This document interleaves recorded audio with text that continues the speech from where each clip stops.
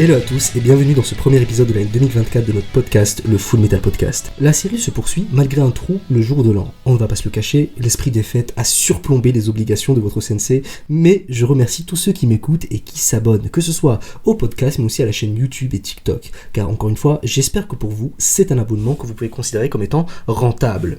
Je rappelle que le Full Metal Podcast, c'est tous les premiers du mois, soit à 7h du matin, soit à 18h selon le jour de sortie. Si c'est un dimanche, voilà, si c'est un lundi, voilà. Or, comment ce podcast ne pourrait-il pas être un abonnement rentable lorsque l'on est fan de manga et de philosophie, voire des deux? Un format qui, je l'espère donc, vous plaît et vous enchante à chaque écoute, mais aussi à chaque visionnage, car n'oublions pas qu'il s'agit de la branche audio de mon concept, les Full Metal Philo, disponibles sur YouTube, mais aussi sur TikTok, où ils ont vu le jour. Je précise d'ailleurs parce que récemment on m'a fait une petite promotion, c'est très gentil, mais Full Metal Philo, c'est en un seul mot. Voilà, parce que si on tape en un seul mot, on n'a que mes vidéos. Si on tape en deux mots, il y a Edouard Delric qui se ramène dans les recherches YouTube et je n'ai pas la prestance d'Edouard Delric. Voilà. Je me présente donc aux nouveaux arrivants et à ceux qui aiment m'entendre parler de moi. Je m'appelle Gatsu Sensei sur les réseaux. Je suis prof de philo et spécialiste des œuvres de Nietzsche, me spécialisant actuellement dans la philosophie des mangas, genre ô combien intéressant et dont la lecture s'est démocratisée à l'échelle mondiale désormais, que ce soit celle de Nietzsche ou des mangas. Je serai à chaque édition accompagné d'un invité de qualité, que ce soit un spécialiste en philosophie, un spécialiste en culture japonaise et en manga, ou tout simplement un passionné, car n'oublions pas que le moteur principal de la chaîne, ça reste la passion, mais aussi du podcast. Mais trêve de bavardage, soyons polis. Et passons donc à la présentation de notre invité du jour, qui en réalité, nous ne la présentons plus, que ce soit ici ou sur TikTok, car oui, elle nous... vous l'entendez déjà en train de rigoler par rapport à ça, mais oui, elle nous a déjà fait honneur de sa présence pour l'épisode Jujutsu Kaisen, épisode qui a rencontré un franc succès, vu que c'est le plus écouté de 2023. Merci à vous, mais surtout merci à toi pour ton intervention de qualité, qui n'a pas manqué de séduire pas mal de nos auditeurs. Alexia, aka la vague manga sur TikTok. Alexia, comment vas-tu ? Eh bien, très bien. Et donc, merci pour l'invitation, donc de nouveau, donc après l'épisode sur Jujutsu dont tu as parlé. D'ailleurs, je te donne ma carte de fidélité au podcast. Peut-être que j'aurai un cadeau au 10e passage, on ne sait pas. Ou peut-être que c'est à moi de t'en offrir un. Mais en tout cas, merci. Mais ça va très bien. Petite parenthèse.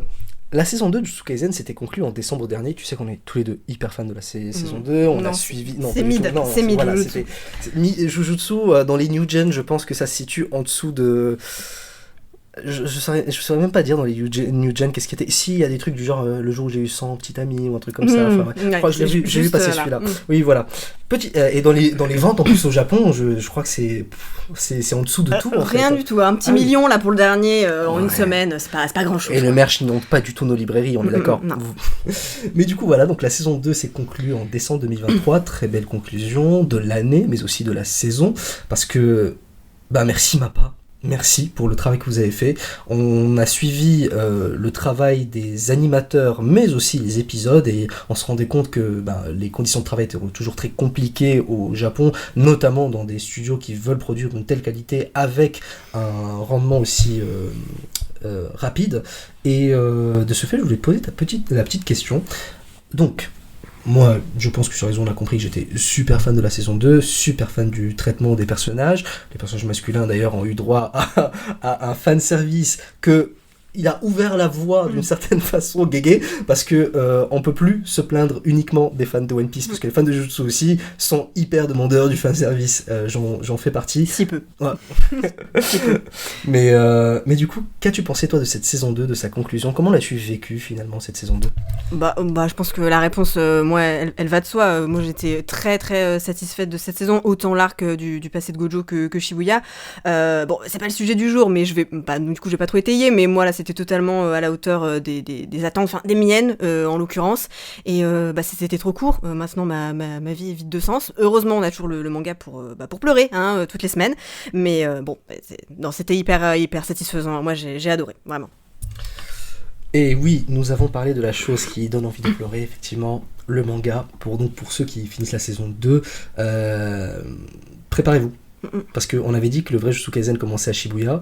Là ça a démarré. Et ça démarre fort et ça s'arrête plus en fait. Donc voilà. Vous avez compris l'investissement que ça demandait Jujutsu Kaisen. Vous avez compris à quel point ça pouvait être très pas du tout rentable d'un point de vue émotionnel. Mais comme tu l'as dit, trêve de bavardage par rapport au Jujutsu. Le podcast Jujutsu on l'a déjà fait parce qu'aujourd'hui on va parler d'un autre animé dont l'acronyme est en 3 lettres, à savoir, et qui finit par la même lettre d'ailleurs. SNK Shingeki no Kyojin ou l'attaque des Titans, ou Attack on Titans en version anglaise. D'ailleurs, à chaque traduction, même c'est hyper intéressant, mais à chaque traduction, il y a son sens qui a été donné différent. L'attaque des Titans, Attack on Titans, Shingeki no Kyojin, et même dans l'œuvre, on apprend que en fait c'est un autre titre qui peut être compris que par les Japonais par rapport à une certaine traduction. Enfin voilà quoi. Et de ce fait, aujourd'hui, bienvenue dans le podcast sur SNK. Avec tout ce qui se passe dans le manga et la qualité de l'animation, aujourd'hui, on peut parler de SNK comme étant un manga mythique, un manga culte. Parce que, animé par les mêmes studios d'animation que JJK pour les dernières saisons, sachant que les premières saisons c'était Wit Studio, qui anime actuellement, si je ne me trompe pas, Vinland Saga et Ranking of Kings, 2 animés qui marchent très bien, et qui ont décidé, en plus, on parlait de One Piece, c'est génial, vont animer le remake de One Piece, The One Piece, un remake plein de sens, effectivement, parce que pour les nouvelles générations, les premiers épisodes de One Piece peuvent être très durs à regarder, et du coup, les deux studios ont fait un travail incroyable, parce que ne serait-ce que dans les premières ou dans les dernières saisons, il y a une représentation du visuel et animé du manga qui vient le sublimer. Donc on parlera aussi du manga et de l'animé si tu le souhaites. Non, aujourd'hui on s'attaque donc à cet autre monument du manga, prépublié depuis septembre 2009 et qui ne cesse de connaître un succès à chaque parution d'ordre mondial, allant jusqu'à recevoir un prix à notre festival d'Angoulême. Et quand nous enregistrons, le festival d'Angoulême a lieu dans quelques jours, ce qui est assez intéressant. Nouvelle porte d'entrée pour beaucoup dans le manga japonais. Moi par exemple, quand des amis me demandent par quel manga je commence, je dis soit Death Note, Full Metal ou SNK. Voilà. Je leur veux du mal, clairement. Donc justement, comme Death Note, Full Metal, mais aussi par exemple pour les plus anciens, j'utilise GTO, parce que GTO c'est très réaliste, voilà, ça marche aussi. Ça marche aussi, voilà. Alexia, je te pose la question, quel est ton rapport à SNK ? Alors, justement, on parlait de FMA, mais moi j'ai un peu le même rapport de SNK par rapport à FMA, c'est-à-dire que pour moi, c'est sans être mon œuvre favorite, c'est une œuvre que j'aime énormément et qui je trouve a très très peu de défauts. On y reviendra peut-être plus tard, voire même pas selon où on se place. Et moi, c'est une histoire que j'ai adoré suivre du début à la fin. Et c'est marrant ce que tu disais juste avant, mais c'est vraiment une œuvre qui a acquis un statut qui finalement transcende un petit peu le genre, c'est-à-dire qu'il est plus cantonné à c'est un animé et voilà, là maintenant il y a plus de frontières. D'ailleurs, très souvent dans le classement des meilleurs épisodes, on retrouve très souvent au milieu des séries conventionnelles des épisodes d'SNK. Donc voilà, la frontière entre les médiums, elle s'efface avec SNK, donc c'est ce que j'apprécie. Voilà, j'apprécie l'œuvre en tant que telle, mais aussi la portée qu'elle a maintenant, quoi.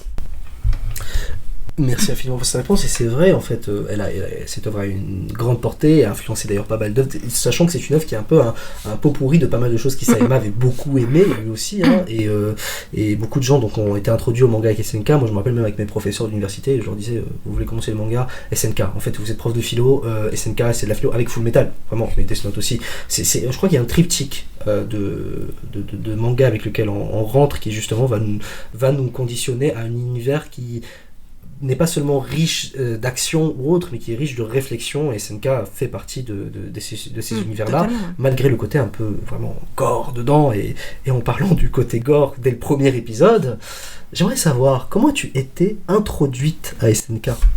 Alors moi c'était un soir assez tard à la télévision, je me rappelle plus de la date précisément, mais c'était sur France 4 quand France Télévisions diffusait encore des animés, et donc je suis pas tombée sur la scène moi je suis tombée sur la scène où quand Armin se fait manger avant d'être sauvé par Eren, donc je suis arrivée un petit peu en plein milieu de ça, et je me rappelle elle m'être dit mais où je suis tombée là, enfin vraiment qu'est-ce que c'est que ça? Et puis en fait, ça faisait longtemps que j'avais pas regardé d'animé comme ça, et en fait je suis totalement happée par la scène, le rythme, etc. Et du coup j'ai regardé les épisodes qui donc précédaient, puisque j'en avais de retard, et ceux qui ont suivi, et donc ensuite voilà, c'est comme ça que ça a commencé, vraiment totalement happée par le truc, quoi. D'accord, donc tu n'as pas commencé avec la version la plus tranquille, car non, c'était pas lui le personnage principal. Bah oui, ouais, c'est ça, oui, et qu'est-ce qui se passe là? Il se fait manger là maintenant tout de suite? Ouais, c'était assez choc. Ouais, je pense que c'est ce qui a participé au fait que ça m'a fait rester, hein, tout simplement, cette espèce de truc. Oui. C'est très choc dès le début aussi, je veux dire, ça commence avec un ado qui est condamné à mort. Ouais, mais c'est vrai que là c'est quand même très très graphique. Je me suis fait, et puis du coup là dans cette scène là après ça s'enchaîne et c'est très graphique, c'est très cru, et j'étais là genre mais en fait non, moi c'est aussi ce qui m'a fait rester au début en partie, hein, donc ouais. Très bien, très bien. En effet, SNK est une œuvre qui marque par tout son côté assez dur, assez complexe. On va le dire, il n'y a pas de censure au niveau de la violence, il n'y a pas de censure au niveau de ce que l'homme est capable de faire, au niveau de ses pulsions, tout cela. Encore une fois, quelque chose que le manga, en règle générale, maîtrise très bien. Et de ce fait, je voulais te poser une question par rapport au fait que des gens ont été marqués. Par exemple, moi, je montre des mangas à mes élèves, mais j'ai une appréhension si je veux montrer du SNK. Je sais que si je montre le premier épisode, s'il y a un élève qui est un peu sensible ou autre, ça peut être assez dur pour lui de lui montrer. Alors par exemple, je peux lui montrer une scène d'un autre animé, la violence qui est représentée va moins le marquer d'une certaine façon. Et justement, en parlant de la marque que laisse une œuvre sur la personne, comment cette œuvre t'a-t-elle marqué, toi ? Moi, le côté gore, c'est ce qui m'a fait un peu, je dirais, c'est ce qui m'a attrapé au début, mais c'est pas forcément ce qui m'a fait rester. Et là, pour le coup, par rapport à ce qui m'a marqué, c'est que moi, mon rapport avec SNK, il diffère par rapport aux autres mangas animés que j'aime, mais parce que ce qui me fait rester, moi, c'est donc les personnages. Je le dis tout le temps, si je reste dans une histoire... En fait, ce qui fait que un manga passe de « ouais, c'est sympa » à « ah non, là, on passe sur autre chose », pour moi, c'est les personnages. Et là, avec SNK, c'était l'inverse. Ce qui m'a fait rester dans SNK, c'est vraiment l'histoire, la mythologie, la narration. Évidemment, il y a plein de personnages que j'adore et on aura l'occasion d'y revenir. Et la seconde chose, c'est que SNK, c'est vraiment un des rares mangas, on en avait déjà parlé, mais que je re-regarde avec vraiment un énorme plaisir parce que à chaque visionnage, t'apprends de nouvelles informations, tu vois l'histoire sous une perspective différente, puisque donc on a des informations qui arrivent au fur et à mesure, et donc je trouve que c'est une histoire qui a une relecture de dingue, donc ouais, ça serait probablement ces deux choses-là. En effet, je pense qu'on parle là d'un des points positifs de SNK, un des points forts en fait de SNK, qui est sa qualité de narration. Parce que SNK, quand même, je pense qu'on est tous d'accord pour dire que les fans de One Piece, on reparle toujours de One Piece parce qu'en fait il y a eu un gros parallélisme vis-à-vis de l'écriture d'Isayama et d'Oda. Oda était considéré comme étant le maître du foreshadowing, la technique qui permet de donner des indices pour mieux comprendre l'œuvre plus tard. Et quand Isayama a commencé à donner sens à tous les éléments qu'il a mis dès le début, on s'est rendu compte de sa qualité de narration, en plus de la qualité de narration déjà inhérente au manga dans les premiers tomes, à savoir, il arrive très bien à développer ses personnages, développer la situation, créer une mythologie, comme tu l'as dit, tout cela, et une mythologie qui se renforce d'ailleurs et qui prend un plus grand sens, un sens beaucoup plus mystique par moment, mais un sens beaucoup plus réel, et c'est sur ça qu'on va revenir aussi là, tout à l'heure. Isayama je trouve que c'est pas pour rien, selon moi, qu'il a gagné autant de prix et qu'il est autant aimé dans le monde, c'est parce que il a cette qualité de narration, de raconter une histoire qui te prend aux tripes, que pas mal d'autres mangaka ont, certes, mais à moindre mesure par rapport à lui. C'est-à-dire que les trios iconiques, tu parlais des personnages, mais oui, les trios iconiques, la façon dont ils vont évoluer dans l'histoire, la façon dont ils vont être marqués, la façon dont le contexte va venir chambouler leurs valeurs, leurs croyances, mais aussi les renforcer. C'est-à-dire dans un contexte de fin du monde, on pense qu'il n'y a rien à sauver à part sa vie. Et ben non, les personnages vont même montrer qu'au contraire, le contexte de fin du monde va leur permettre de donner de la valeur à l'amitié, parce que par le travail de sacrifice, justement, par exemple, l'épisode dont tu parlais, Eren qui prend la place d'Armin, enfin voilà, c'est quelque chose qui va à contre-courant de ce que l'on pourrait penser et qui pourtant vient rajouter cette marque dont tu parles de qualité, de narration, mythologie riche, mais aussi les personnages dont on reviendra après. Qu'as-tu pensé de ces plusieurs années de publication, de diffusion, comment tu les as vécues? Parce que je sais que SNK, ça a été très clivant par rapport à la diffusion de l'animé. Beaucoup sont passés du côté manga, beaucoup ont essayé de rester Anime Only. Moi je suis resté Anime Only, je pense que toi aussi, malgré à quel point c'était compliqué, dur avec la programmation qu'avait prévue MAPPA pour SNK. Mais maintenant que l'œuvre est achevée sur les deux médiums, qu'as-tu pensé de cette expérience que tu as vécue des SNK au travers de ces années? Comment a-t-elle évolué pendant ton visionnage? Moi, c'est-à-dire, j'ai commencé quand c'était diffusé à la télé, donc déjà j'avais déjà un peu de retard, donc moi j'ai pu ensuite basculer sur les différents sites de streaming, donc j'en ai quand même eu d'affilée, mais pour ce qui est du travail de MAPPA, moi je fais quand même un petit peu partie de ces gens qui ont eu du mal avec le rythme de diffusion de cette dernière saison. Alors évidemment on leur en veut pas, on connaît les plannings très compliqués et surtout les conditions de travail chez eux qui sont ce qu'elles sont. Voilà, passer d'une diffusion d'un format classique sur le premier début de cette saison 4 pour passer ensuite à des épisodes un petit peu disparates pour finir sur un dernier gros épisode, j'ai trouvé trouvais que ça avait cassé un petit peu la dynamique, et c'est justement ce qu'on disait juste avant, je trouvais ça dommage parce que justement la qualité des SNK, c'est justement son rythme dans sa narration, et du coup j'ai trouvé que ça cassait un petit peu ça. Personnellement j'étais prête même à attendre 5 ans pour cette dernière saison, comme on avait fait, comme Witt l'avait fait entre la saison 2 et la saison 3, et même admettons, allez, une dernière saison en 2 cours, ça reste du pinaillage, voilà, avec le recul, ça m'a pas empêché d'apprécier la fin. Bon. Alors toujours dans l'optique de rebondir sur ce que tu dis, effectivement, moi personnellement, je trouve qu'ils ont un peu gâché dans le fait qu'ils n'ont pas été totalement clairs dès le début de ce qu'ils voulaient faire. Voilà. C'est-à-dire dire saison finale, alors qu'il va y avoir encore une partie, puis encore une partie.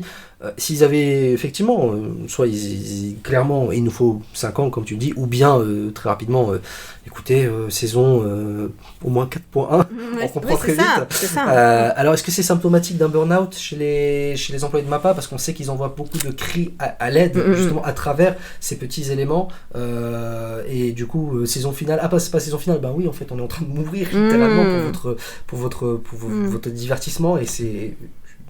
Merci MAPPA encore une fois. Bien sûr. Merci ce que vous avez fait, parce que je pense que le dernier épisode, quand les gens l'ont vu, il n'y a eu aucune complainte, au contraire, tout le monde a dit on vous remercie d'avoir pris ce temps, on a été, et les gens l'ont dit, on a été cons, excusez-moi du terme dans le podcast, on dit très, voilà, mais de se plaindre, parce que pour le travail rendu, on voit les sacrifices, ça se voit les sacrifices faits, ça se voit totalement, et c'est pour ça que maintenant les gens sont 10 fois plus indigents pour JJK, et quand tu te rappelles, quand il y avait on va arrêter la production, les gens ont pas pris ça comme une menace, au contraire, ils ont dit oui, arrêtez, bien sûr, prenez votre temps s'il faut. Ne soyez pas comme Nanami. mais du coup, voilà. Non, mais ce qui était dommage, c'est que du coup, c'est effectivement ce manque de transparence, entre guillemets. Genre, la saison finale, ça sera pas la saison finale et il va falloir être encore un peu patient. Donc, c'est peut-être ça. Si les fans avaient su tout de suite peut-être ce qu'il allait en être, ça se serait peut-être moins plaint. Mais bon, voilà. Bon. Moi, je m'en plains pas, honnêtement, ça va. Alors, suite à cet échange introductif pour le podcast, nous allons passer à la première rubrique, celle que l'on prend d'habitude le temps de développer pour donc nos podcasts, à savoir les influences. SNK, comme toute œuvre qu'on analyse, est issue de grandes influences. On l'a même dit tout à l'heure, c'est un peu un pot pourri de tout ce que Isayama aimait. Beaucoup moins Kichigo, mais ça reste un pot pourri. Beaucoup sont subtils de références, bien évidemment, et d'influences, et font référence à d'autres œuvres qui ont marqué l'imaginaire d'Isayama, mais une est prédominante, et ce, dès la saison 1. On ne peut pas ne pas la voir. Double négation. L'histoire et la culture européenne, et plus précisément germanique. Isayama n'est pas le seul auteur à rendre hommage à cette culture. Ça nous fait poser des questions vis-à-vis du manga japonais moderne et des influences qu'il peut avoir, notamment avec par exemple Bleach dans le dernier arc, et aussi avant fait référence à l'Allemagne, notamment avec le nom de quelques personnages, ce qui justement, si vous l'avez bien compris, montre qu'ils vont intervenir dans le dernier arc. Les seuls espadas qui ont un nom allemand, c'est les seuls qu'on reverra plus tard en tant que du côté protagoniste. Dans Evangelion, on a un personnage qui est d'origine allemande par exemple, mais aussi Fullmetal Alchemist.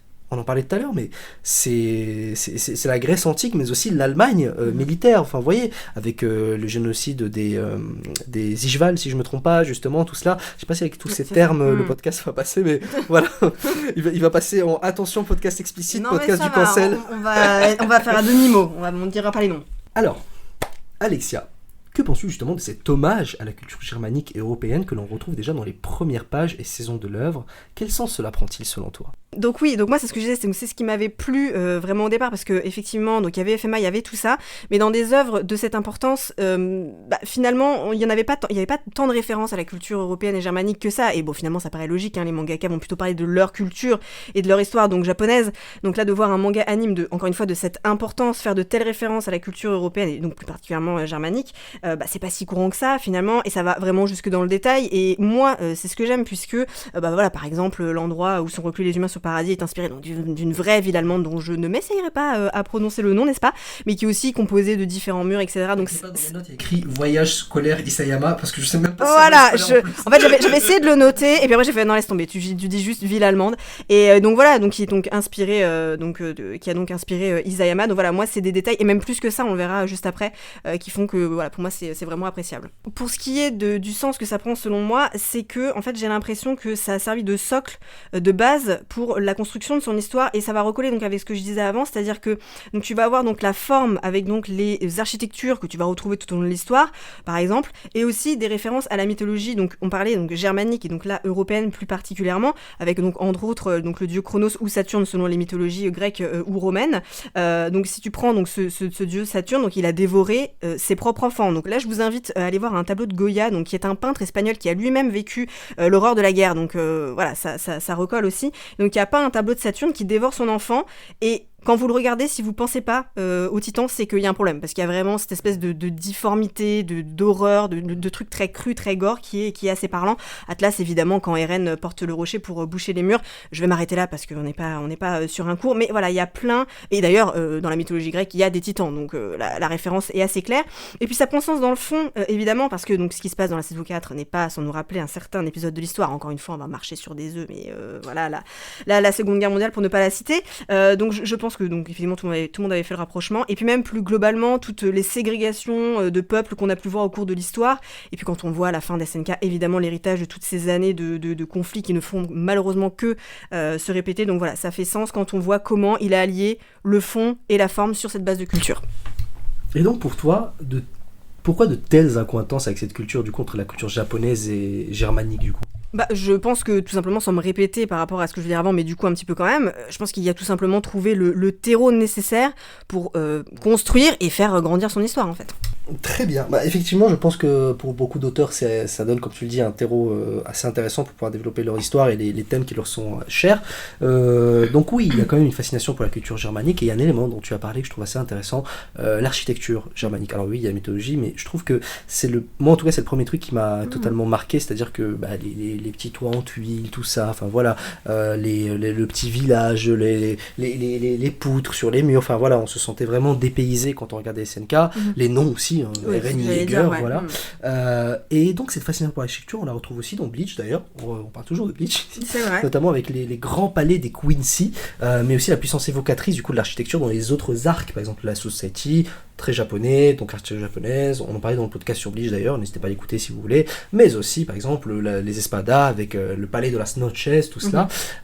Donc l'architecture a une grande puissance évocatrice et contient donc des idées et même la représentation d'une culture et toutes les idées et le sens que porte cette culture. Et comment parler dans un podcast de philosophie d'architecture sans parler du coup du philosophe qui en a le plus parlé selon moi, à savoir Hegel dans son ouvrage Esthétique, où il dit que l'architecture est un art qui se veut comme étant un langage, un art caractérisé par sa spatialité, contrairement à la peinture par exemple. C'est que la peinture va nous amener à représenter quelque chose auquel le sujet il regarde, il n'a pas cette conscience de la spatialité, il a conscience d'un moment, d'un événement, de tout cela, mais l'architecture, ça existe dans le monde autonome et surtout ça s'impose au sujet.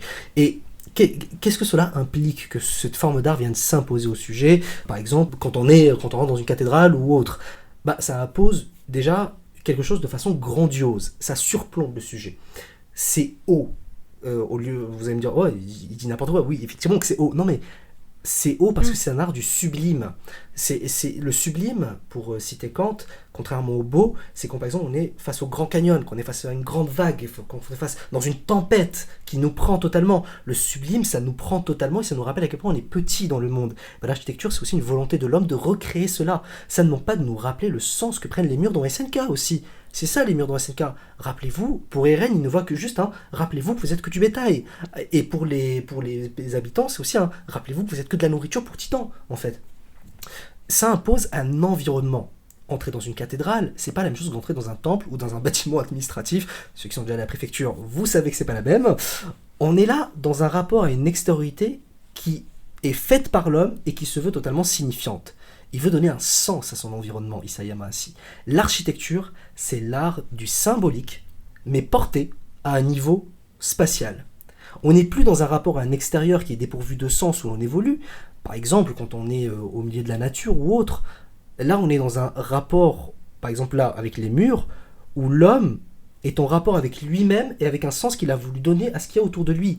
Les petites maisons pleines de tuiles, avec l'architecture dont je parlais, elles portent en elles un sens puissant. Et leur destruction aussi, quand on voit toutes ces tuiles en train d'aller partout. Et même, ça nous montre aussi l'utilisation de l'espace par les personnages, avec leur équipement tridimensionnel. Et vis-à-vis de ce rapport à la nature qui, elle, se donne à nous, et peut-être est mystérieuse, elle a un sens, tout et tout, mais on essaie de le percevoir, ou peut-être que juste on est bien dans la nature. Ici, on sait qu'on est face à quelque chose qui veut nous imposer une ambiance, de nous faire comprendre, par exemple, rentrer dans une église, par exemple ce week-end, ou une cathédrale ou autre, vous verrez que c'est pesant par moment, parce que ça se veut ainsi. Pour d'autres personnes, ça se voudra réconfortant, parce que c'est la maison de Dieu, par exemple, voilà, parce qu'il y a des intentions qui sont mises dedans. Et Eren, on pourrait se demander, qu'est-ce qu'il veut lorsqu'il veut dépasser ces murs? De quoi il rêve? Son rêve de liberté est peut-être aussi un rêve de retour à la nature, retour à une vie naturelle de l'homme, et pas une vie où l'homme impose à l'homme ce qu'il doit faire. Donc, une liberté qui prend sens ainsi. Donc cette culture et cette architecture allemande, et là tu disais que tu ne voulais pas faire un cours, mais du coup c'est moi qui en fais un, prend aussi un autre sens plus tard dans l'œuvre. Et ça joue un rôle au niveau même de la narration, comme tu le disais. Par exemple au niveau des noms. Jäger, ça veut littéralement dire le chasseur. Si on a compris ça, on a compris Eren. Sieg, si je ne me trompe pas, j'avais un collègue qui était prof d'allemand, il m'a dit ça veut dire le victorieux. Voilà.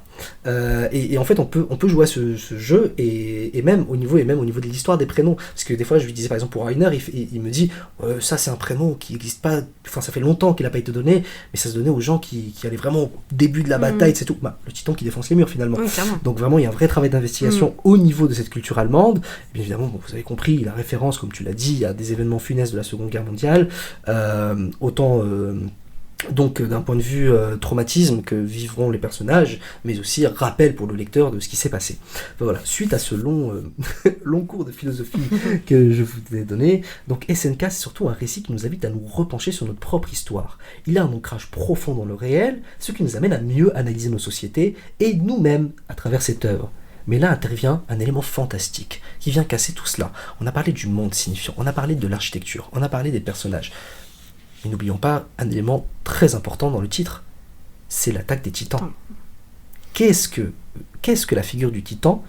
Et Alexia, je te pose la question du coup, que penses-tu de la figure des titans et ce qu'ils représentent selon toi dans l'œuvre? Et de comment cette figure a évolué au fil du récit? Chaque fois que tu me poses des questions, j'ai l'impression d'être interrogée en cours, ça me perturbe. Non, mais pour imaginer un style France Inter, si tu veux. Voilà, ouais. Non, mais pour moi, la figure du titan, au-delà voilà, de l'aspect tragique qu'elle amène quand il croise la route des personnages, pour moi, c'est vraiment une métaphore de la nature. Et en fait, t'en parlais juste avant. Et donc, de la nature et du lien que l'homme entretient avec elle. C'est-à-dire qu'au début, c'est effectivement la menace ultime. Aller au-delà des murs, pour les hommes, c'est se confronter à la nature et donc au titan et donc potentiellement à la mort. Et puis je trouve qu'il représente bien l'aspect impitoyable de la nature, un peu voilà sa cruauté aussi par certains aspects, puisqu'on sait que les titans n'ont pas besoin de se nourrir, mais ils mangent quand même les humains. Et finalement on a cette volonté de l'homme, par le biais de la technologie, les avancées, donc voilà les murs, l'équipement tridimensionnel, etc., de vouloir la dompter, ce qui donne une illusion de sécurité, comme avec les murs par exemple. Et c'est totalement ce rapport que l'homme avec la nature, il pense qu'il l'a dompté, mais il la dompte jamais vraiment. Donc ça c'est un de ses premiers aspects, mais c'est ce qu'on apprend par la suite dans SNK, c'est que l'ennemi, c'est pas cette nature qu'on va à tout prix contrôler, mais c'est les hommes, c'est tes semblables. Et donc là c'est autrement plus compliqué. Effectivement, je trouve ta réponse extrêmement complète et extrêmement intéressante, parce que tu rappelles du coup ce que représentent les titans, une catastrophe naturelle, catastrophe naturelle qui plus est anthropophage, et de l'autre côté, en fait il y a une volonté d'instrumentaliser la nature, qu'on comprend de plus en plus dans le récit, notamment le fait que les titans sont des instruments finalement des hommes pour garder une domination sur d'autres hommes, que peut-être la nature en fait elle est neutre, c'est l'homme qui met ses premières... parce que n'oublions pas que le premier acte cannibale, c'est un homme qui l'a commandé dans l'œuvre, c'est pas un titan. C'est le premier roi qui a demandé à ses enfants de faire ça. Et je trouve ça c'est intéressant dans le rapport à la nature et comment il évolue dans le récit, si tu me permets du coup de rebondir dessus, parce que le rapport à la nature rappelle toujours la place de l'homme dans la nature. Et je trouve que dans SNK, Isayama a réalisé quelque chose que je trouve fabuleux. Il a réussi à montrer l'évolution du paradigme de pensée humain entre la pensée antique et la pensée moderne. En fait, il a réussi à résumer toute la pensée humaine et son évolution à travers son œuvre. Dans le sens que dans un premier temps, l'homme voit la nature comme étant quelque chose de mystérieux, quelque chose qu'il doit apprendre. Ça, c'est les Grecs, les Stoïciens, c'est même au Moyen-Âge, tout cela. On essayait donc de comprendre la nature, et même en Renaissance, même si on commence à un peu en sortir, la nature est vue comme quelque chose de mystique, qu'il faut comprendre et qui est porteuse de la vérité. Enfin, oui, la vérité est dans les titans. Zoé, la vérité est dans les titans. Levi, la vérité est dans la nuque des titans. C'est ce que je veux dire, de celle de Sieg précisément. mais du coup, voilà. Donc, on bascule d'une conception antique où la nature a un rapport quasi mystique, une force supérieure à laquelle nous appartenons, à laquelle nous sommes assujettis, à finalement une nature, et là on rentre dans le paradoxe moderne. Les modernes ont arrêté de considérer la nature comme étant une force mystique dans laquelle on évolue, mais plutôt comme un outil, et on est rentré dans le monde technique, et même quelque chose qui est fait pour être consommé. Donc justement, l'instrumentalisation des titans, on apprend que les titans qui sont en train de bouger partout, qui veulent manger des humains, en fait c'est dans un prisonnier qu'on met ici pour empêcher les gens de paradis de pouvoir sortir s'ils le souhaitent. On apprend du coup que l'armée Mar utilise des enfants avec des titans primordiaux, si je ne me trompe pas, pour qu'ils puissent venir attaquer les Eldiens de paradis. En fait, on est passé, comme le dirait Heidegger, dans le monde totalement technique. Alors qu'avant, on était dans un monde antique, et ça se voit, et je trouve que c'est très bien fait au niveau de la narration, parce que les personnages au début ont des vêtements très anciens. Enfin, je veux dire, on voit comment ils sont habillés, on voit comment il y a des charrettes, il y a des choses, ils ont un rapport à la nature qui est vraiment quasi, j'ai le mot en anglais, pristine, mais genre vraiment pur. Alors que quand on va chez les Mars, c'est le monde moderne, Bien c'est sûr. bon. C'est-à-dire que là, en plus, les Azumabito, si je ne me trompe pas, veulent venir sur l'île parce qu'ils ont un carburant. Littéralement, le concept de carburant, c'est-à-dire que vous avez un minerai qui peut nous servir. Enfin, voilà, qu'ils utilisent du coup dans l'équipement tridimensionnel, si je ne me trompe pas. Mais du coup, c'est assez intéressant de voir, parce qu'on parle de SNK, on parle de la philosophie, des titans, de tout cela, mais selon moi, le vrai travail philosophique est de voir comment cette œuvre arrive à représenter l'évolution des civilisations humaines, mais aussi les questions urgentes de civilisations modernes, et comment par rapport à une civilisation antique nous avons évolué. Et la question urgente d'Isayama, c'est une question qui est finalement, avec toute cette instrumentalisation, tout cela, mais où on va, et où poser le poids de l'action de l'homme, et où s'arrête sa responsabilité. Donc, parce qu'en fait, et c'est là où on revient vers Eren, il y a une grande liberté de l'homme vis-à-vis de la nature. Je ne sais pas si tu es d'accord. Et donc on use librement de la nature. On fait ce qu'on veut de la nature. À quel moment on doit s'arrêter ? À quel moment on doit permettre de se rendre compte peut-être que notre action est mauvaise envers la nature, mais aussi nos semblables.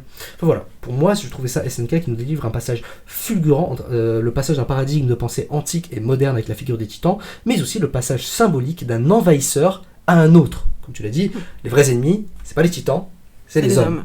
Et chose que la saison 4 a réussi avec brio. D'ailleurs, petite parenthèse, mon opening préféré, c'est le premier opening de la saison 4, My War. My War, oui, bah oui, Alors, moi aussi. Il est incroyable. Il est génial.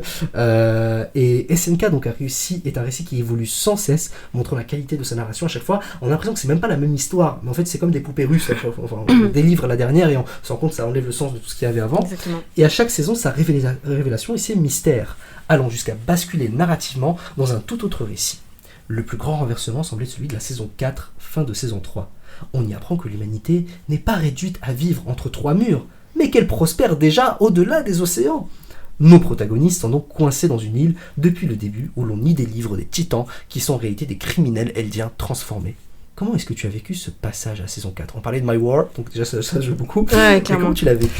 Moi je pense que comme beaucoup d'anime only, j'étais là genre mais j'ai loupé un épisode ou je me rappelle être revenu en arrière en mode pour savoir si j'avais pas vraiment loupé quelque chose.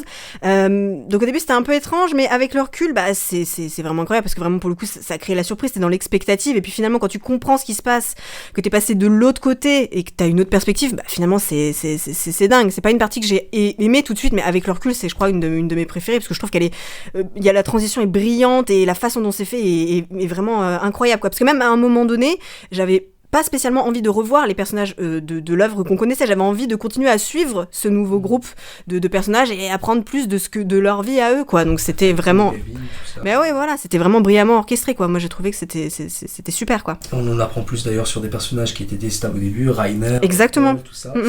Et du coup, qu'as-tu pensé de cette transposition dont on parle depuis tout à l'heure, du conflit entre les hommes et les titans face à des Eldiens de paradis et Mar ? Moi, comme je le disais juste avant, donc le changement de perspective, moi je trouve est incroyable et c'est ce que je dis souvent quand je conseille SNK à des gens. On en parlait juste avant, pas ou peu familiers avec les animés. C'est que oui, au début, donc c'est une histoire donc de géants qui mangent des humains, mais assez rapidement, c'est plus du tout ça le propos. Et là, cette transition de la saison 4 l'illustre brillamment. Alors on l'avait eu un petit peu avant avec tous les jeux politiques qu'on avait eu avec Erwin et tout, mais voilà, ça, on est sur tout autre chose.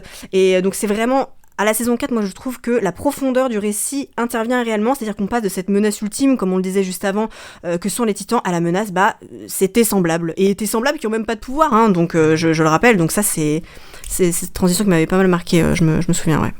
Transition qui, je pense, nous a tous marqué parce qu'en plus, dans la fin de la saison 3, on a juste Eren qui fait les ennemis sont là-bas. Genre vraiment, on se dit ok, d'accord, très bien. Que veux-tu dire par là véritablement? On était complètement perdus. On commençait directement avec Falco qui regarde le ciel, voilà, avec encore une fois la métaphore de l'oiseau. Et on est donc introduit aux Mars et leur point de vue. Tu dis nouveau point de vue, nouveau personnage, les Mars. Qu'as-tu pensé des Mars? J'ai personnellement du mal avec le fait de répondre à une agression par une autre agression. Encore une fois, c'est tout à fait personnel. Donc certes, les Mars ont été sous domination eldienne fut un temps et auraient subi des crimes de la part des Eldiens, mais en réponse, ostraciser une partie de cette population anciennement dominante, les parquer dans les camps, limiter leurs droits pour ce que des générations antérieures ont fait. Je trouve que le move est un peu moyen. Bon, alors on est sur un point de vue effectivement extrêmement simpliste, j'en ai bien conscience, mais ce qui est bien, c'est qu'en fait, à ce moment-là, dans le récit, Isayama ne fait pas l'apologie ni d'un camp ni d'un autre, et il n'y a pas de manichéisme, pas de vérité, et il n'y a que des victimes dans cette histoire, ou quasi. Et c'est ce que cette saison 4 va nous montrer. Et dernière question que je voulais te poser aussi, dans leur stratégie d'instrumentalisation des titans, parce qu'on parle, moi je trouve qu'il y a aussi une instrumentalisation, que tu parlais de cette violence, répond par violence, il y a aussi une instrumentalisation de l'histoire. Les parents, notamment le père de Zig, voulaient lui montrer c'est ça la vraie histoire, c'est ça qui devrait te donner ce feu pour que tu te battes. Et même les Mars, ils ont une instrumentalisation de leur histoire qui est nous avons subi cette oppression, donc nous devons de faire ça. Ça rappelle du coup ce discours qui est l'usage de l'histoire par les politiques, et que l'histoire en fait n'est pas juste des faits relatés, mais un moyen en fait qu'a l'homme de pouvoir créer, asseoir son pouvoir, mais aussi asseoir la légitimité de ses décisions. Et que penses-tu du coup, au-delà de cette stratégie d'instrumentalisation de l'histoire, de leur stratégie d'instrumentalisation des titans? Moi, je trouve que la propagande est formidable de la part de Mars, vraiment digne des meilleurs livres d'histoire, avec donc le lavage de cerveau qui commence dès le plus jeune âge.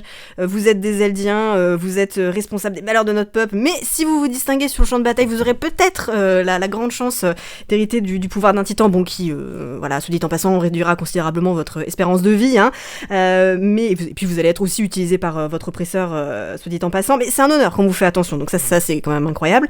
Mais plus sérieusement, ce qui est encore plus pervers, je trouve, c'est que de cette réussite-là dépend l'accession d'une famille à la citoyenneté Mars, et donc à un quotidien donc bien plus facile, ce qui vient, je trouve, doublement instrumentaliser donc les enfants plus particulièrement, parce que qu'est-ce que veut faire un enfant communément? Rendre ses parents fiers. Bon, moi il se trouve que c'est pas mon cas, mais je sais que c'est ce que communément les enfants veulent faire, donc c'est vraiment la double peine pour eux, et c'est vraiment terrible. Personnellement, il y a une instrumentalisation de mon vécu pour la fierté de mes parents, c'est autre chose. On fait la psychanalyse, là, voilà. C'est parti sur un tout autre débat. En effet, on comprend avec ce retournement de situation que les vrais ennemis sont en réalité les hommes et non les titans, qui instrumentalisent mais qui aussi offrent donc ce petit cadeau empoisonné aux Eldiens.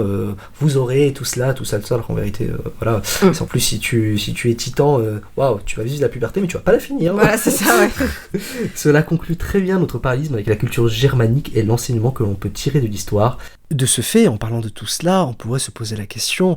il y avait quand même un personnage qui se retrouvait bien dans ces situations. Il trouvait même son compte d'une certaine façon, on trouvait que c'était une paix durable. À savoir la décision du roi Fritz qui a décidé d'exiler les Eldiens pour qu'ils puissent connaître ce qu'il appelle la vraie paix. Était-ce la meilleure chose à faire selon toi ?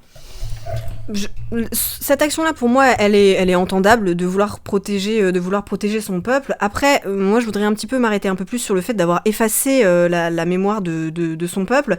Là, pour le coup, je trouve que c'est beaucoup plus discutable comme décision, parce que, en fait, effacer la mémoire de son peuple, tu vas nier un petit peu quelque part son histoire, faire en sorte qu'elle n'a jamais existé, et surtout, et c'est là où son importance première se tient, c'est que un des propos les plus importants des SNK, c'est la mémoire, justement, et surtout ce qu'on en fait pour ne pas reproduire les erreurs du passé. Savoir, par le biais de la mémoire ici, ce qu'on est, ce qu'on a été, c'est la connaissance, tout simplement. Et la connaissance, c'est quoi ? On est tous au courant, c'est le pouvoir. Donc en faisant ça, pour moi, il lui a offert une espèce de paix un petit peu factice, mais il lui a surtout retiré un atout certain pour la suite. Alors, effectivement, je trouve que le move dont tu parles, qui est de supprimer la mémoire, était quand même... je sais pas si je peux m'exprimer en ces termes. Attends, je suis pas dans salle de cours. Un move de bâtard. Allez, lâche-toi. Clairement.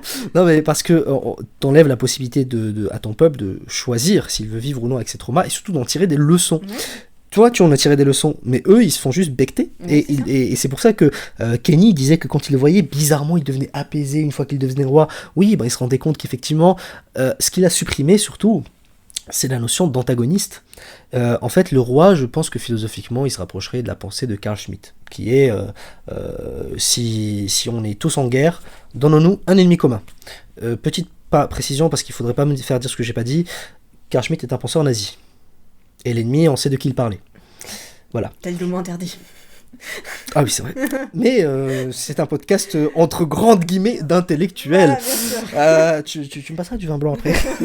Non, mais ce que je veux dire, c'est que... Et c'est pour ça que c'est ça qui est intéressant dans SNK, c'est qu'au début, ça défend la pensée de Carl Schmitt, dans le sens où il faut un ennemi, parce qu'il n'y a pas de guerre, c'est ce qu'on dit, l'ennemi c'est les titans, tout ça, voilà. Mais c'est tout de suite renversé par les saisons d'après. Je veux dire, la pensée de Carl Schmitt ne tient pas.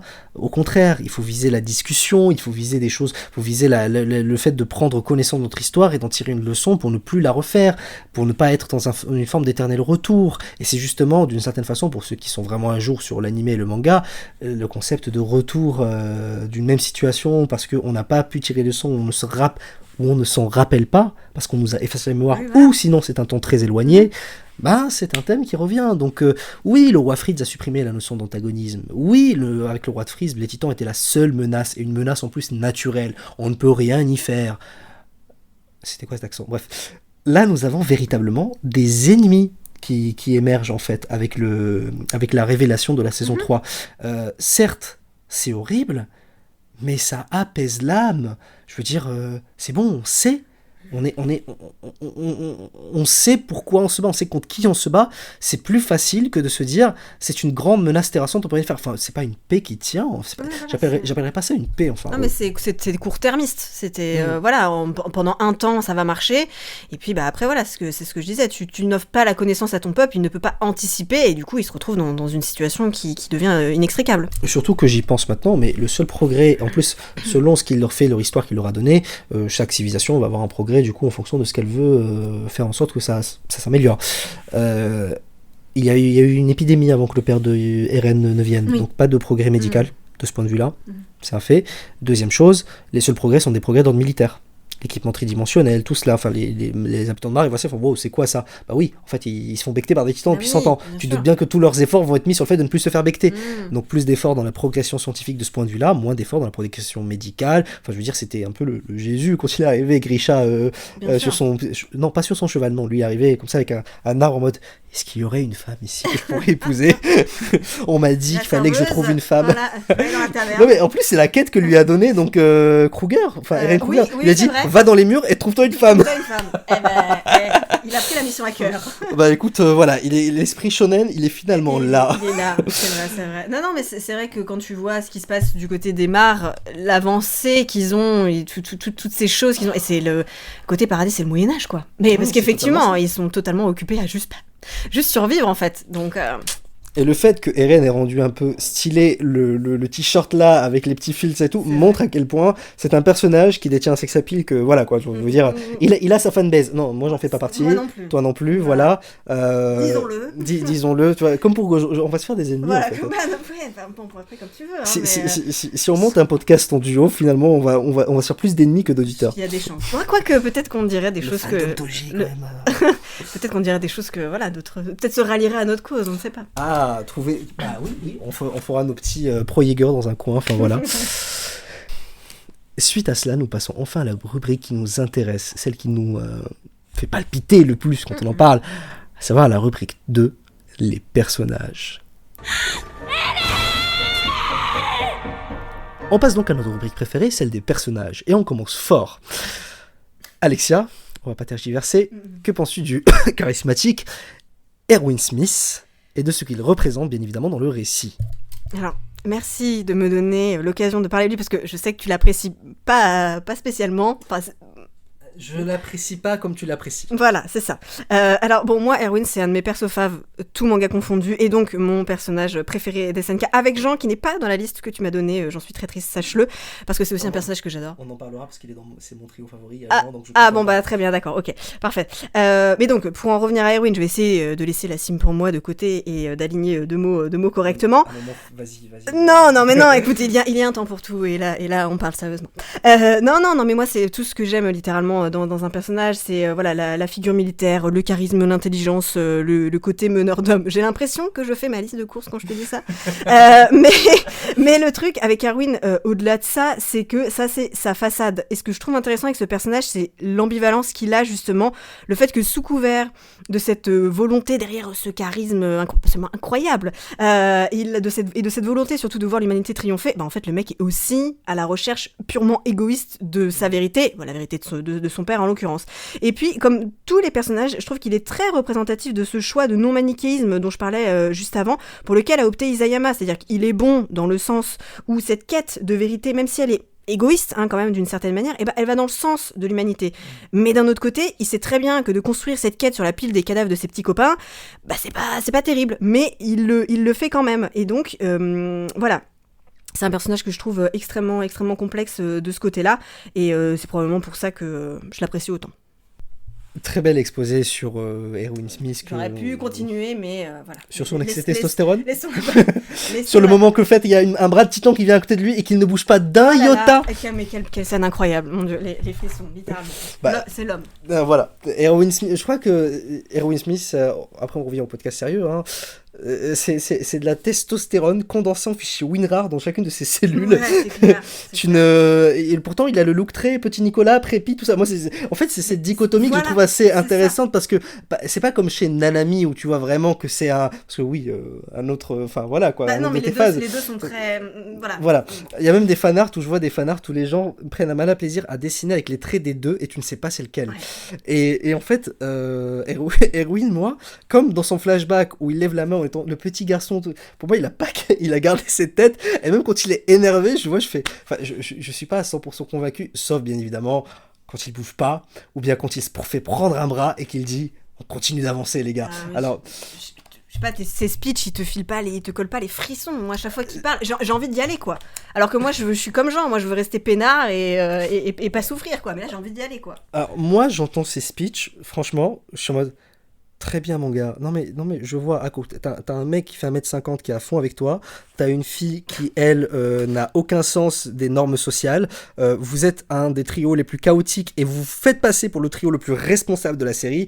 Non, mais ouais, ok, le bâton d'exploration, je suis d'accord, pourquoi pas. Mais il s'agirait de doser.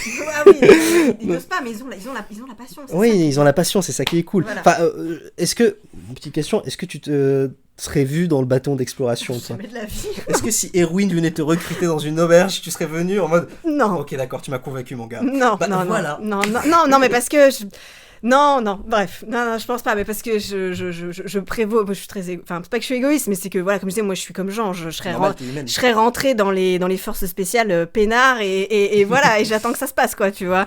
Mais je comprends que ça puisse trouver un écho chez des gens qui justement cherchent un sens à ce qu'ils font, voilà.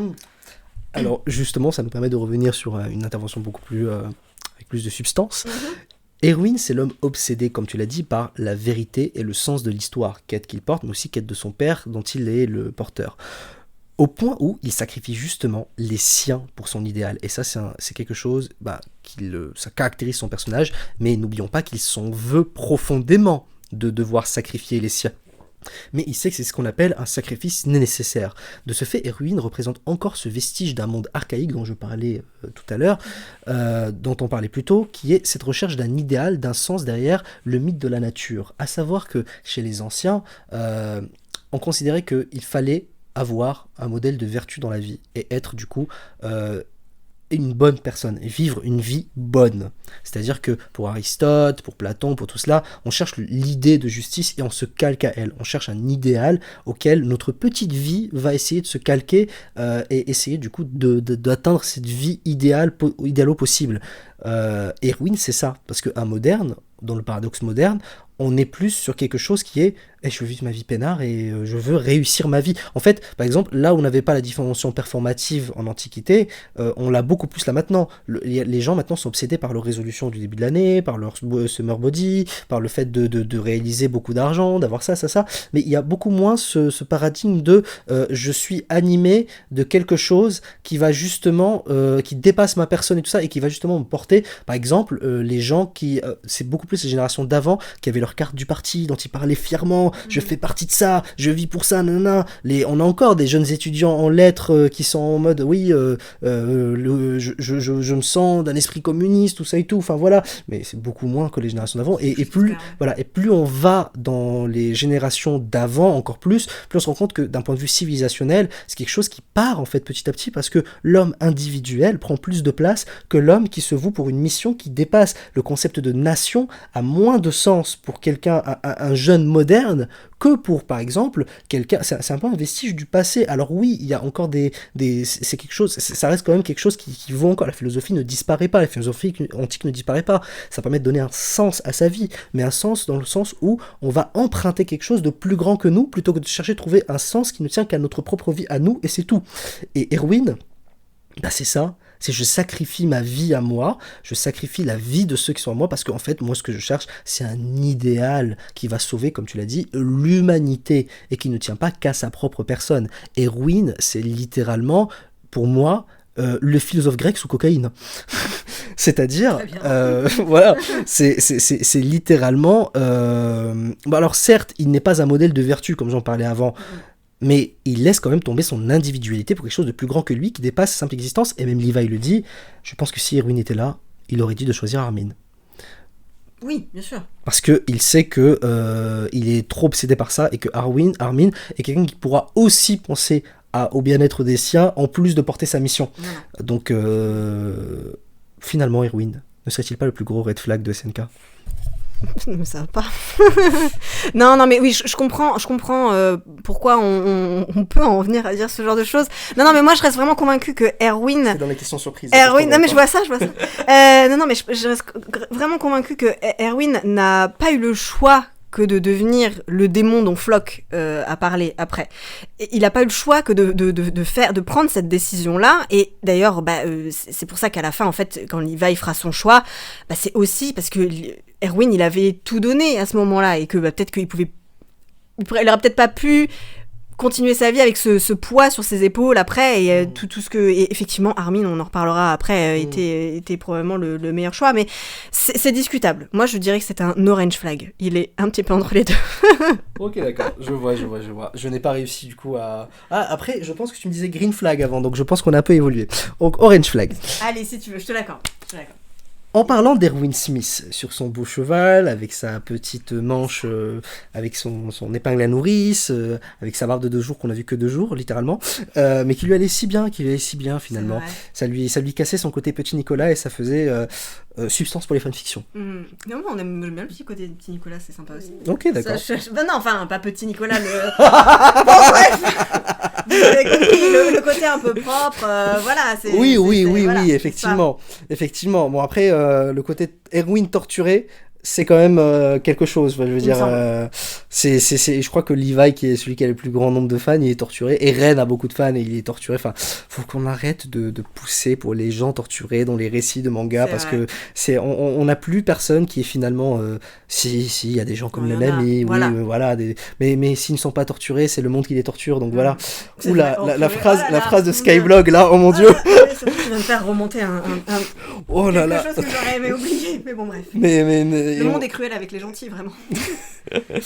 Et en parlant d'Erwin, je suis désolé, mais j'ai vu un tatou matériel horrible de cette phrase. Oui, avec une petite faute d'orthographe. Oui, voilà. Bien sûr, sinon c'est pas drôle. En parlant d'Erwin, il semble nécessaire de parler de son bras droit, à savoir Levi Ackerman. Que penses-tu de ce personnage, et que représente-t-il pour toi ? Moi j'ai une question, c'est qui n'aime pas Levi ? Je pense... Levi oui, non, mais alors, à part Levi lui-même, qui n'aime pas Levi, j'ai l'impression que c'est quand même un des rares personnages qui fait vraiment consensus. Enfin, moi, j'ai jamais rencontré quelqu'un qui n'aimait pas Levi, donc sans surprise, moi, je l'aime beaucoup. Je trouve que c'est un un des personnages les plus touchants du récit, tout simplement sous la carapace du soldat le plus fort de l'humanité, qui est un truc qui porte un petit peu comme un fardeau depuis le début de l'histoire, puisqu'il ne fait que perdre les gens auxquels il tient, à commencer donc par ses deux acolytes des bas-fonds avant que quand Erwin l'a récupéré là. Et puis donc par la suite, voilà, il perd plusieurs fois son escouade dans l'histoire, et jamais il abandonne, il continue d'avancer malgré tout, jusqu'à finalement trouver un sens à ce qu'il fait, puisque je trouve que Levi aussi, on en parle trop peu, effectivement c'est des combats stylés, mais il a aussi sa propre quête de sens. Alors évidemment, au départ, sa quête de sens, elle prend forme, puisqu'il suit celle d'Erwin, puisqu'il lui fait une espèce de confiance aveugle, et puis finalement, après, ce qui va le porter, ça va être cette promesse qu'il a faite à Erwin. Et puis finalement, quand il arrive à remplir cette promesse, tu le vois, il n'a pas l'air plus satisfait que ça. Et en fait, finalement, il est satisfait à la fin quand il voit que le sacrifice de tous ses camarades n'a pas été vain, puisque l'humanité a gagné. Donc moi, c'est un personnage que j'adore. Alors, Levi, je t'avoue, moi personnellement, j'ai eu, avant, quand je visionnais SNK, du moins avant l'épisode final, tout ça, j'avais du mal à le cerner. Dans mes cafés philo SNK, je disais, celui où je trouve qu'il est le moins porteur d'une philosophie dans chacun et à sa philosophie. Levi, pourquoi ? Parce qu'en fait, comme tu l'as dit, et je m'en suis rendu compte en travaillant sur le podcast, Levi, c'est la quête de sens. Levi, c'est la quête de sens, et ce qui illustre très bien cette quête de sens, c'est que c'est un bras droit. C'est le bras armé de Erwin. C'est parce que, justement, il jure fidélité et loyauté à Erwin.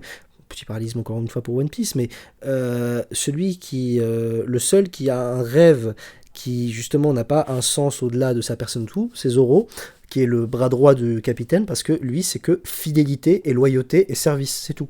On pourra en parler de ça pendant très longtemps, vous n'êtes pas prêts pour ce débat, mais du coup n'oublions pas que Levi, comme tu l'as dit, vient des bas-fonds. Il n'est rien, sa mère était une... Donc encore une fois, en faisant attention avec Spotify, mais voilà, elle exerçait le plus vieux métier du monde, mais comme le dit Kenny, son oncle, on a tous besoin d'une obsession pour vivre, donner un sens à sa vie. Levi, c'est aussi un obsédé, comme Erwin, au même niveau qu'Erwin. Ça se voit tout au long du récit, et comme tu dis, il change pas mal d'obsessions. J'étais même obsédé à un moment par un Fury, quoi, je veux dire. Je l'avais pas vu sous cet angle-là, mais ça se tient. Et c'est ça que je trouve beau, c'est que ce Fury dont on parle, c'est lui qui le délivre d'une certaine façon. Il lui dit, je suis là, c'est bon, arrête de te battre. C'est vrai. Tu peux... Ça prend fin là, maintenant. Et il y a un regard plein de compassion de Zig envers Erwin et envers Levi. Et Levi, moi je suis désolé, mais j'ai cru qu'il était au bord des larmes quand il l'a vu, en train de se présenter à lui. On entend son battement de cœur, on le voit comme ça. J'ai eu envie de pleurer à ce moment-là. Je me suis dit, il va enfin s'arrêter. C'est bon. Il va faire ce qu'il a toujours eu envie de faire. Et maintenant, il peut vivre sa vie tranquille, de tranquillité. Dans un récit qui parle de liberté, on constate que beaucoup de personnes sont enchaîné finalement. Erwin est enchaîné à cette mission qu'il s'est donnée à travers son père, Levi est enchaîné à cette quête de sens, il s'enchaîne du coup à Erwin pour se donner du sens. Oui, tu as rigolé parce que tu pensais qu'il s'enchaînait à Fury, c'est ça ? Non. Et donc voilà, je trouve que Levi, j'ai appris à l'apprécier dans le sens où j'ai appris à comprendre à quel point le pauvre, il a rien, dans le sens où il a rien dans sa vie qui est signifiant. À part quelqu'un d'autre qui est un obsédé de la vérité, il se dit je vais tout donner pour lui parce qu'il me semble qu'il va me donner un sens à ma vie. Mais c'est marrant, parce que c'est peut-être un trait qui est commun au Ackerman, je sais pas, peut-être, on en discutera après. Mais du coup, je rebondis sur ce que tu disais, tu avais l'impression que Levi s'était libéré au moment où il avait abattu Zig. Zig lui offrait une forme de libération, et en fait vis-à-vis de sa quête d'Erwin, vis-à-vis de sa quête vis-à-vis de cela, Zig le libère. Okay. Je suis là. Parce que moi c'est marrant, parce que justement quand j'ai vu cette scène, et après pour être allé voir un petit peu ce qu'elle donnait dans le manga, j'avais vraiment l'impression qu'en fait c'était hyper creux, j'avais l'impression qu'il avait un visage très stoïque. J'ai pas vu la libération. Moi, je l'ai vu plus tard, quand il est face à ce rocher et qu'il revoit tous ses amis, et que là, pour le coup, il pleure. Là, c'est vraiment à ce moment-là où je me suis dit, là, voilà, alors, là, il est libéré. Oui, il y a cette libération à ce moment-là qui est sûre et certaine. C'est juste, je sais pas si tu as vu, mais on entend bien ces battements de cœur à ce moment-là, genre après adrénaline, évidemment. Je veux dire, il y a le singe qui poursuit depuis 3 saisons, singe difforme, dégueulasse, et qui n'arrête pas de le narguer. Et là, il s'offre comme ça. Là, voilà, donc... hyper vitesse, qu'est-ce que j'ai envie de dire ? Reprenons un slogan qui a beaucoup marché dans les années 90-2000, mais du coup voilà. Et enfin, on peut pas parler de Levi et d'Erwin sans parler de cette troisième tête de nœud que l'on adore, et que moi, je vais dire, franchement, j'en avais un peu rien à faire de ce personnage que je trouvais pas intéressant. Je trouvais qu'il c'était un relais comique au début, dans la première saison. Et finalement, il se trouve que c'est un des personnages auquel je me suis plus attaché. Donc voilà. Et je dis pas ça parce que je sentais que ma vie était menacée, sachant que j'ai 1, 2, 3, 4, 5, 6, 7 katanas chez moi. En train de repérer, de prendre la plus proche, la barre la plus proche. Le marteau de Thor, mais je sais pas si tu aurais été digne sur le moment. Les... Alexia, que penses-tu de Hanji Zoé ? Voilà, moi, on dit vraiment, je l'adore. Enfin, bon, je préchote un petit peu la question d'avant, mais voilà, tous les personnages de ce trio-là, moi, vraiment, je les adore. Je trouve que c'est un personnage qui détonne tellement dans le reste du casting. Alors, Yel, je crois que son genre n'est pas défini dans le manga en japonais, donc je vais dire elle, je m'excuse par avance. Mais voilà, moi, je l'adore. Elle est totalement barrée avec son obsession pour les titans. Enfin, et c'est là où ce qui est cool, c'est que c'est voilà, une impression qu'elle donne, parce qu'elle sait aussi être sérieuse quand il faut y prendre ses responsabilités, et notamment donc, quand elle deviendra majeure. Et puis vraiment, dans le trio qu'elle forme avec Erwin et Levi, elle est hyper complémentaire. Donc Erwin, c'est la tête pensante, Levi, le bras armé, c'est littéralement voilà, ce que tu disais juste avant.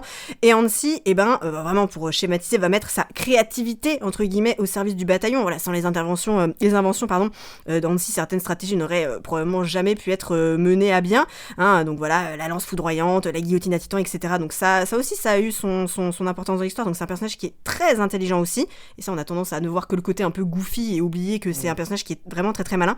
Et puis d'un point de vue psychologie, on voit que c'est quelqu'un qui est hyper soucieux de ses camarades.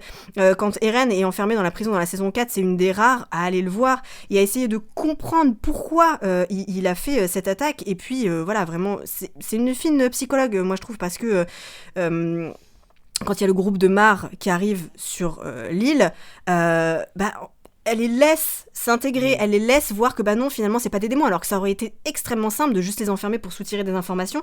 Et là non, elle échange avec eux, elle leur donne des informations, mais tout en étant méfiante, mais avec son air un petit peu de pas y toucher.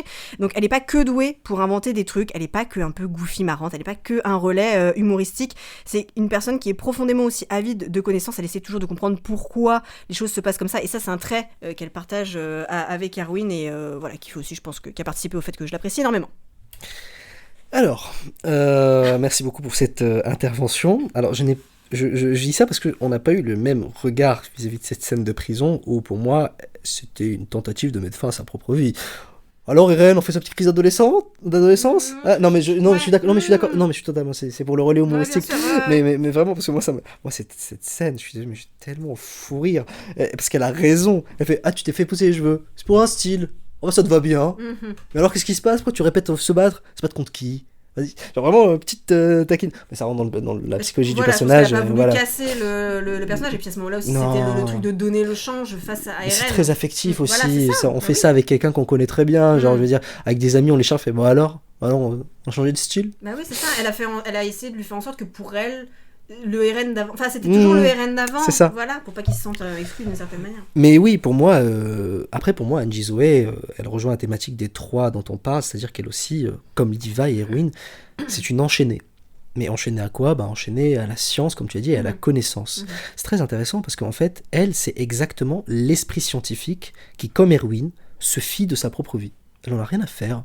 Tant que l'humanitaire va découvrir quelque chose, c'est tant mieux pour elle. En fait, pourquoi je dis ça? Parce qu'elle a tout le temps envie d'aller à proximité de Titan. Elle trouve ça fabuleux. Et même ces derniers mots, enfin, je veux dire, ils sont beaux, quoi. Je veux dire, c'est ça, c'est le eureka, c'est l'esprit. C'est en fait, et moi, je vois malheureusement quelqu'un qui peut pas se libérer de cela. Elle est elle aussi esclave de cet esprit-là. Et comme on parlait, ça me vient là à l'instant, mais comme on en parlait du progrès scientifique par rapport au fait qui est seulement militaire, par rapport au fait qu'ils ont été ostracisés, tout cela, c'est un progrès. Elle est enchaînée à une conception des sciences, malheureusement, qui est militaire aussi. C'est-à-dire que, n'oublions pas qu'elle devient, après Erwin, la chef du bataillon, parce qu'elle a une intelligence militaire très poussée, comme tu l'as dit aussi. Hein.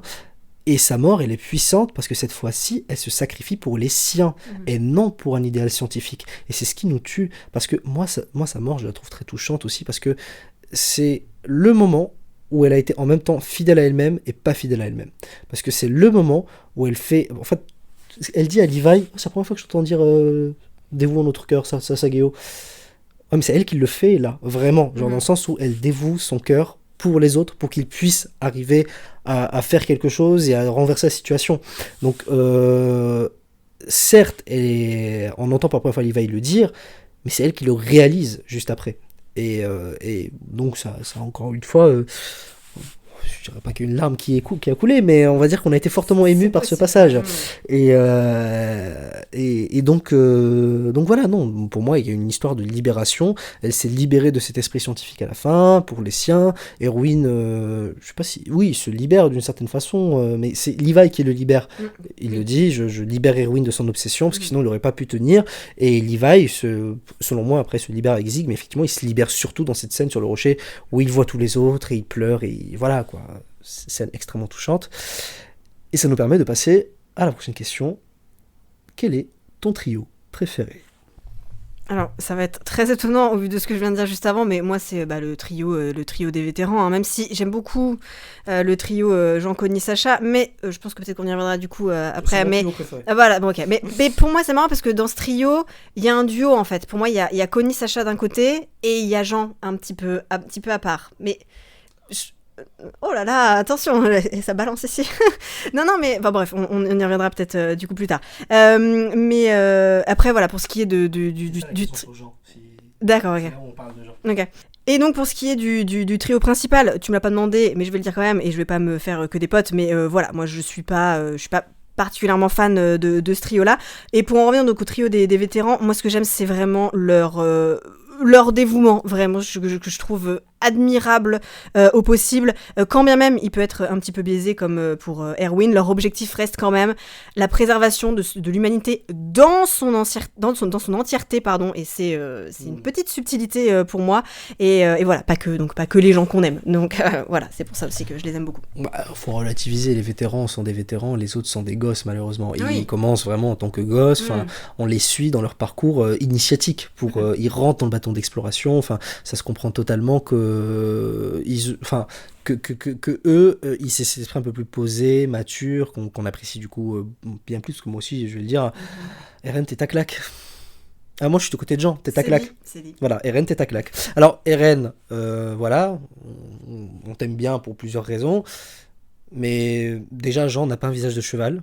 On va s'arrêter tout de suite. J'ai jamais compris cette histoire de Parce cheval. qu'elle a le visage allongé. Bah ouais, mais enfin... Bah écoute, c'est la Moyen-Âge, hein. Bah ouais, Autre bon. temps, autres insultes. Autres insultes, ouais, non, je suis pas d'accord. Mais oui, moi après mon trio préféré, comme je l'ai dit, c'était Jean, Connie, Sacha, parce que qu'est-ce que j'adore leur interaction tous les trois. Et en fait, pour moi, Jean, il fait, et même c'est Connie qui le fait, mais en fait, ils sont pleinement attachés émotionnellement les uns aux autres, et ils ont plus que peur que l'un d'entre eux meure. Connie le dit, avant d'attaquer Mar, vous êtes les personnes que j'aime le plus, et c'est réciproque. Je pense que après oui, Connie, Sacha, un neurone tous les deux, avec la petite subtilité que je sais plus si c'est Connie ou Sacha, je crois que c'est Connie qui l'avait dit que pour lui Sacha c'est sa jumelle. Il a pas parlé de Jean comme étant son jumeau. Sacha c'est son double, et pour moi c'est une petite subtilité qui fait que pour moi Jean est un peu à part dans ce trio.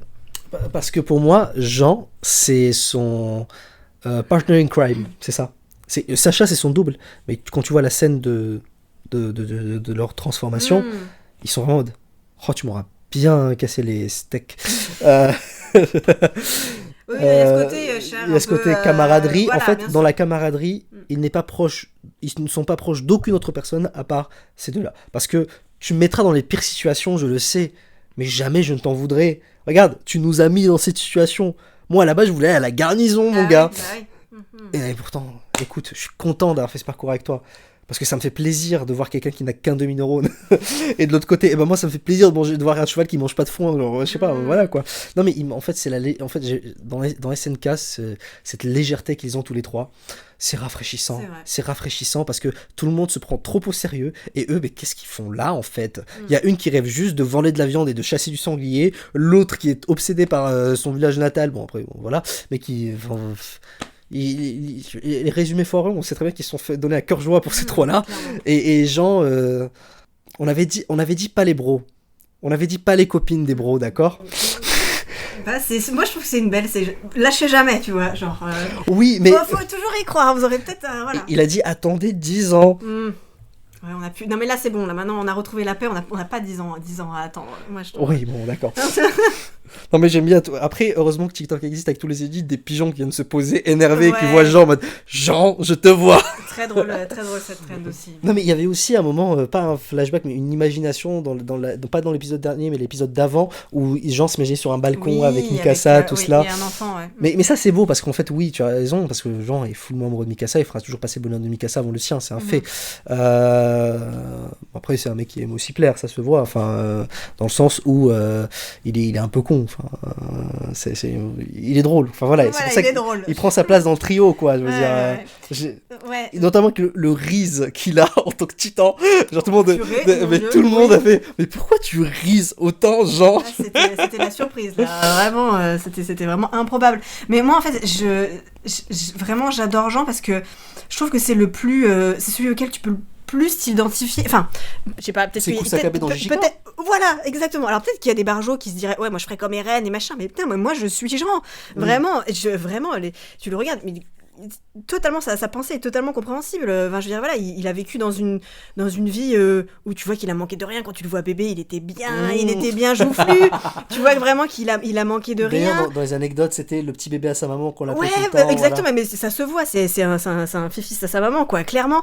Et il a grandi sans heurts, sans drama. Enfin voilà, il a pas d'aspiration particulière. Il veut juste vivre sa vie peinard comme beaucoup de gens finalement.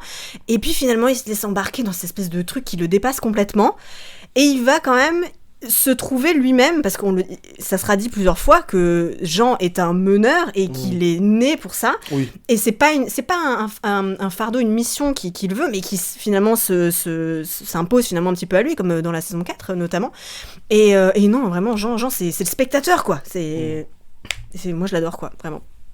Nous avons parlé du Reezer originel dans SNK, l'homme, effectivement, j'avais oublié cette scène où on disait que c'est lui, il a un esprit de meneur, tout cela. Nous avons parlé donc de nos 2 trios favoris, à savoir donc Erwin, Angie, Levi et les 3 suicidaires du bataillon d'exploration, même si finalement c'est Eren qui a souvent ce titre. Ouais, c'est ce que j'allais dire. Mais en parlant justement d'Erwin, qui était cette fois notre fer de lance dans la présentation des personnages, que penses-tu de son successeur, à savoir Armin Arlert? Est-il digne successeur? Je suis désolé, mais parce que les résumés foireux m'ont totalement matrixé avec Armin, notamment « Elle m'a touché comme une femme ne m'a jamais touché !» Vu de loin, elle a juste touché ta capuche. C'est déjà beaucoup quand même. Fräulein, non mais voilà. Et il est digne successeur de la volonté d'Erwin. Ouh là, c'est dur de revenir au sérieux après. Que penses-tu du personnage d'Armin, #l'INFJ de SNK? C'est vrai ça. C'est vrai. Moi, alors, pour ce qui est, je suis pas très fan du trio principal, mais voilà, lui vraiment, c'est mon fave de ce trio-là. J'aime le fait que, à côté des super guerriers avec des skills de combat absolument incroyables, lui, son arme, voilà, ce soit l'intelligence. Bon, même si évidemment, plus tard, il va acquérir des pouvoirs un peu spéciaux, mais voilà. Et ce que j'aime justement, c'est quand il passe du côté des titans, quand il acquiert donc le pouvoir du titan colossal, cette espèce de tiraillement qu'il va avoir entre ses aspirations pacifistes, parce que c'est ça ce qui est Armin profondément voilà, un pacifiste, et le fait de se confronter à la dure réalité donc voilà, qui est la sienne maintenant. Et c'est là où le rapport avec Erwin intervient selon moi, c'est que certes ce sont 2 personnalités donc totalement différentes, mais dans ce truc en commun, au-delà de l'intelligence, c'est la curiosité, cette envie de savoir, de voir, et surtout Armin finit par comprendre comme Erwin avant lui qu'on n'atteint pas son but sans faire des sacrifices. Et donc je pense que par la suite et la somme de ces expériences, que c'est un bon successeur. Ça me fait du mal de le dire, mais oui, il n'y avait pas d'autres choix possibles, puisque là pour moi il est meilleur, c'est que Erwin avait cette vision un petit peu étriquée du monde, et lui, Armin, il a toujours voulu voir plus loin, il a toujours voulu voir le désert, la mer, etc. Donc pour moi c'est un step supérieur. Alors, je suis totalement d'accord avec toi, dans le sens où il apportait quelque chose qui rendait Erwin d'une certaine façon un peu toxique pour les siens, dans le sens où il était prêt à les faire tuer, alors que Armin voit le plus grand tableau qui est une paix mondiale, littéralement. Arwin Tiens, c'est Armin, lui vise donc cette paix, mais donc aussi cette discussion. C'est son truc. Il dit tout le temps, discutons.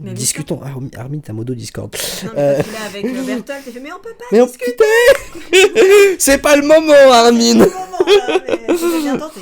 Non, mais il me tue de rire. Enfin, discutons. Mais oui, mais c'est ça qui est beau. C'est-à-dire que. Et je trouve qu'Armin a un parallélisme très intéressant. Pour moi, c'est vraiment le revers de la pièce de l'autre personnage, qui est Eren Yeager, parce que Eren, c'est l'assaillant, c'est je vais tout de suite au combat, et surtout, si on attaque ma liberté, je t'attaque avant. Et alors qu'Armin, c'est, bah non, en fait, on discute. C'est pour ça que j'en ai fait une vidéo longue sur YouTube, donc je vais pas me répéter, mais pour moi, c'est vraiment eux. Il y a une dichotomie dans SNK entre ces deux personnages. L'un qui considère que le monde est mauvais par nature, dans le sens où l'homme est un loup pour l'homme en permanence et qu'on ne peut rien faire, on n'est pas sorti de cet état de nature.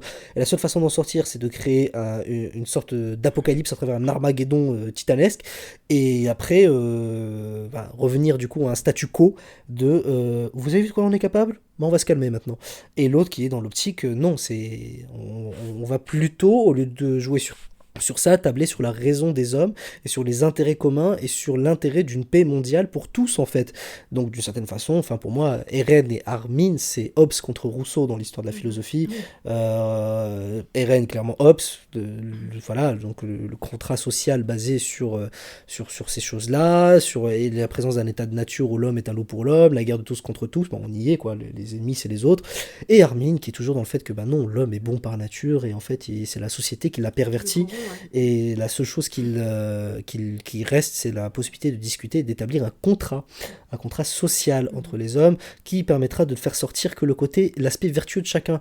C'est pour ça que Rousseau, pour moi, est aussi un inactuel, enfin pas que pour moi, parce que c'est la pérennité d'une pensée grecque antique, qui est l'homme vertueux, l'homme bon, la vie bonne, enfin tout cela, et en fait, et ça prend sens encore une fois dans l'analyse par rapport à Erwin, qui était l'antique aussi dans ce récit, comme on dit souvent que Nietzsche est un antique parmi les modernes, Rousseau aussi d'une certaine façon, et donc je trouve oui que le personnage d'Armin, et moi en tout cas, on répond à la question, mon personnage préféré, objectivement, c'est Armin. C'est Armin, bon, je vais pas dire il est là parce que maintenant depuis Mr V c'est-à-dire qu'il est au chômage, donc non. mais Armin vraiment c'est le futur pour SNK, et tout le monde fait tout pour le protéger parce que tout le monde sait que sans lui il n'y a pas de futur. Alors que Eren, tout le monde sait que c'est Yeager, c'est le chasseur. Tu le laisses en liberté, il va chasser tout ce qu'il y a pour pouvoir garder sa survie. Et voilà quoi, donc non, voilà, c'était mon analyse pour Armin, qui est l'empathe. Voilà, donc. Mais qui a celui un peu dont on a besoin dans cette œuvre-là. Hein, pour la discussion, c'est un diplomate. Exactement. Mais c'est pas pour rien, le petit côté INFJ ultime, c'est le diplomate, celui qui parle aux autres et qui se fait avocat des oppressés. Alors que le Eren n'est pas l'avocat des oppressés, il est la vengeance des oppressés. Et il le dit à un moment, je trouve très intéressant, quand on lui dit la personne dans la terrasse là, elle a rien fait, pourquoi tu la piétines ? Elle a choisi de ne pas être consciente de mon malheur. Elle a fait ce choix délibéré en buvant son café et en ne s'inquiétant pas pour nous. De ce fait, elle est coupable de non-assistance à personne en danger. Mais du coup, voilà, donc ça c'était pour Armin. On parle toujours d'Eren, mais évidemment, Eren va mobiliser pas mal de notre attention, surtout avec le prochain personnage, dont l'attention est totalement mobilisée par Eren Yeager. J'ai nommé la seconde Ackerman, Mikasa. Alors, du coup, tu parles pas de Reiner ? Ah oui, j'ai sauté une question, ok. Reiner était avant...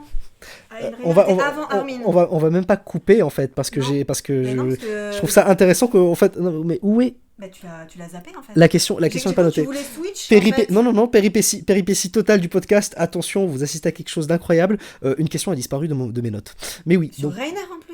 Mais c'est pas Armin, mon personnage préféré. Je me disais, mais il y a un problème avec Armin. C'est pas mon personnage préféré. Et je me disais, oui, objectivement. C'est pour ça que j'ai dit objectivement. Je sais pas pourquoi, mais j'avais dit objectivement. Mais je sentais le doute dans ta voix. Ouais, c'est le personnage préféré, c'est Reiner. J'adore Reiner. Quel est ton avis sur Reiner ? Bah moi, Reiner, justement, n'est pas mon personnage préféré, mais justement, comme je sais que toi tu l'apprécies, je me disais, mais qu'est-ce qui s'est passé ? Il y a une question qui a sauté. Mais aussi obsédé par Eren, mais stress post-traumatique. Pas de la même manière, exactement. Donc voilà, moi, si je devais faire un top 5, je sais pas s'il y serait, peut-être, mais bon, bref, j'en sais rien, mais ce qu'on peut pas lui enlever, c'est qu'il a vraiment un développement absolument incroyable. C'est le personnage préféré d'Isayama, donc voilà. C'est celui qui, je trouve, a été le plus travaillé à mon sens. Il est passé par toutes les phases possibles et imaginables, avec des actions vraiment de dingue, ce ce truc de la dédoublement de la personnalité qu'il a un petit peu comme une carapace pour se protéger des horreurs qu'il a commises. Ça, c'était vraiment hyper bien pensé. Et puis c'est un personnage qui est très versatile. Voilà, il passe du bourreau entre guillemets au Rainer de la saison 4 où on voit qu'il veut littéralement mettre fin à ses jours parce que la culpabilité elle est trop lourde à porter et qu'il a plus du tout envie de se battre. Et ben non, en fait, à ce moment-là, il va se donner une mission de protéger les futurs détenteurs de Titan. Et c'est le sens qu'il va donner à sa vie jusqu'à sa libération, évidemment, à la toute fin.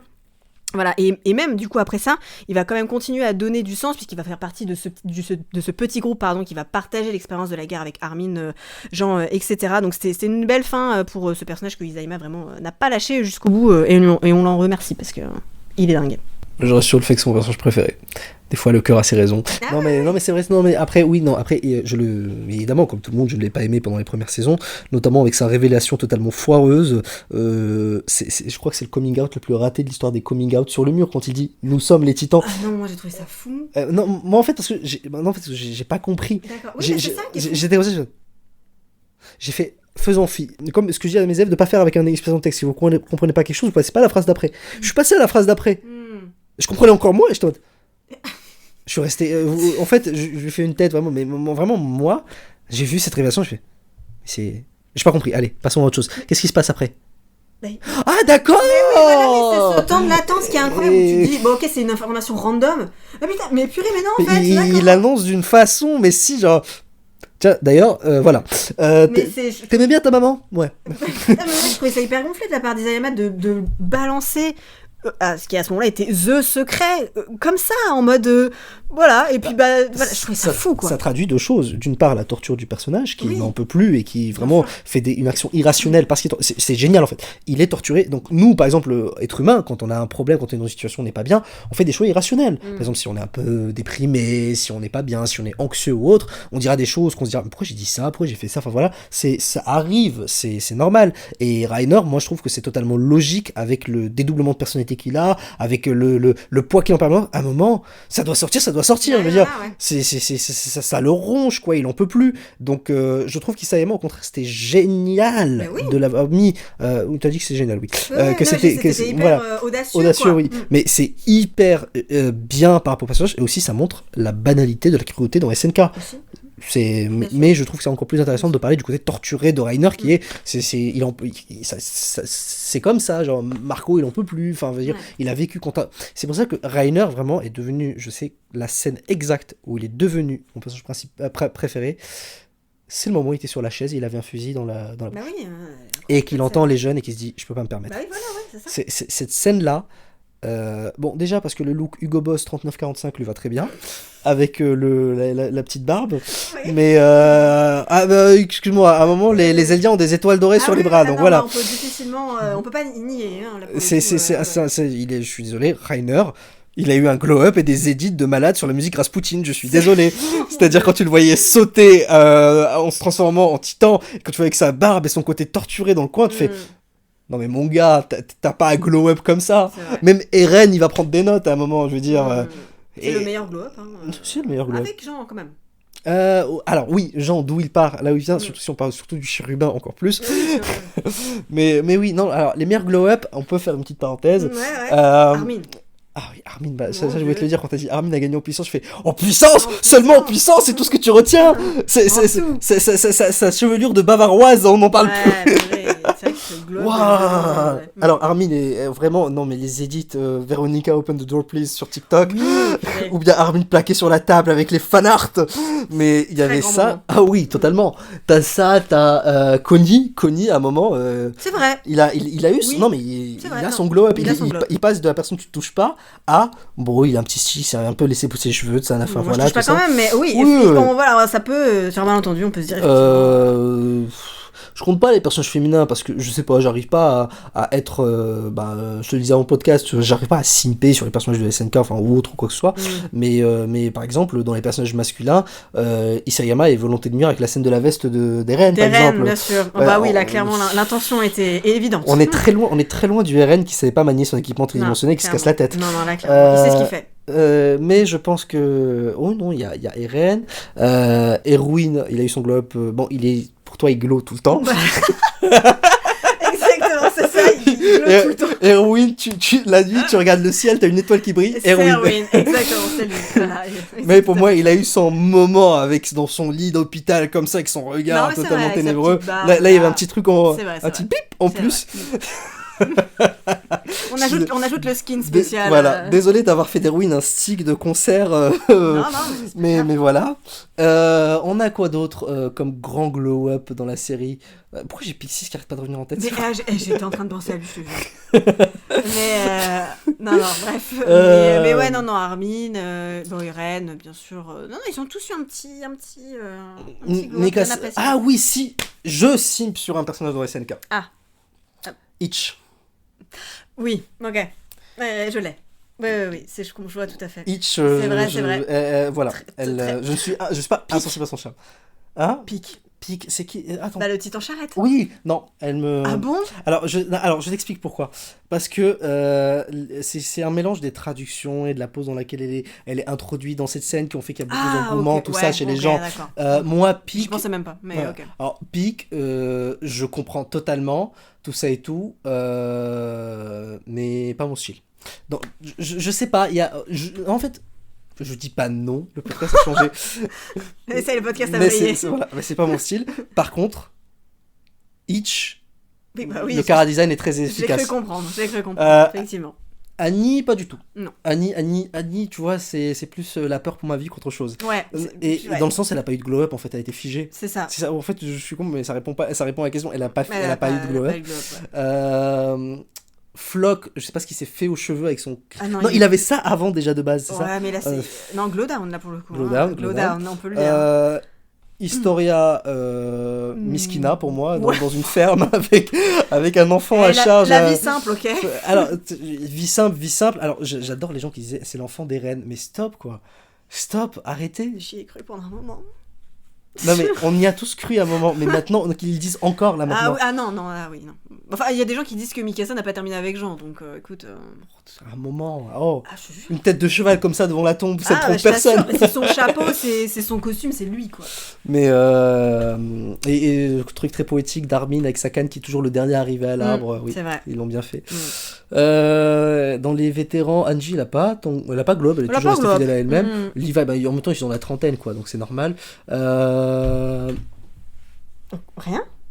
Non mais je veux dire, ils sont déjà beaux, ils sont déjà à leur prime. Bien sûr, oui, tout à fait. Ils resteront dans leur prime.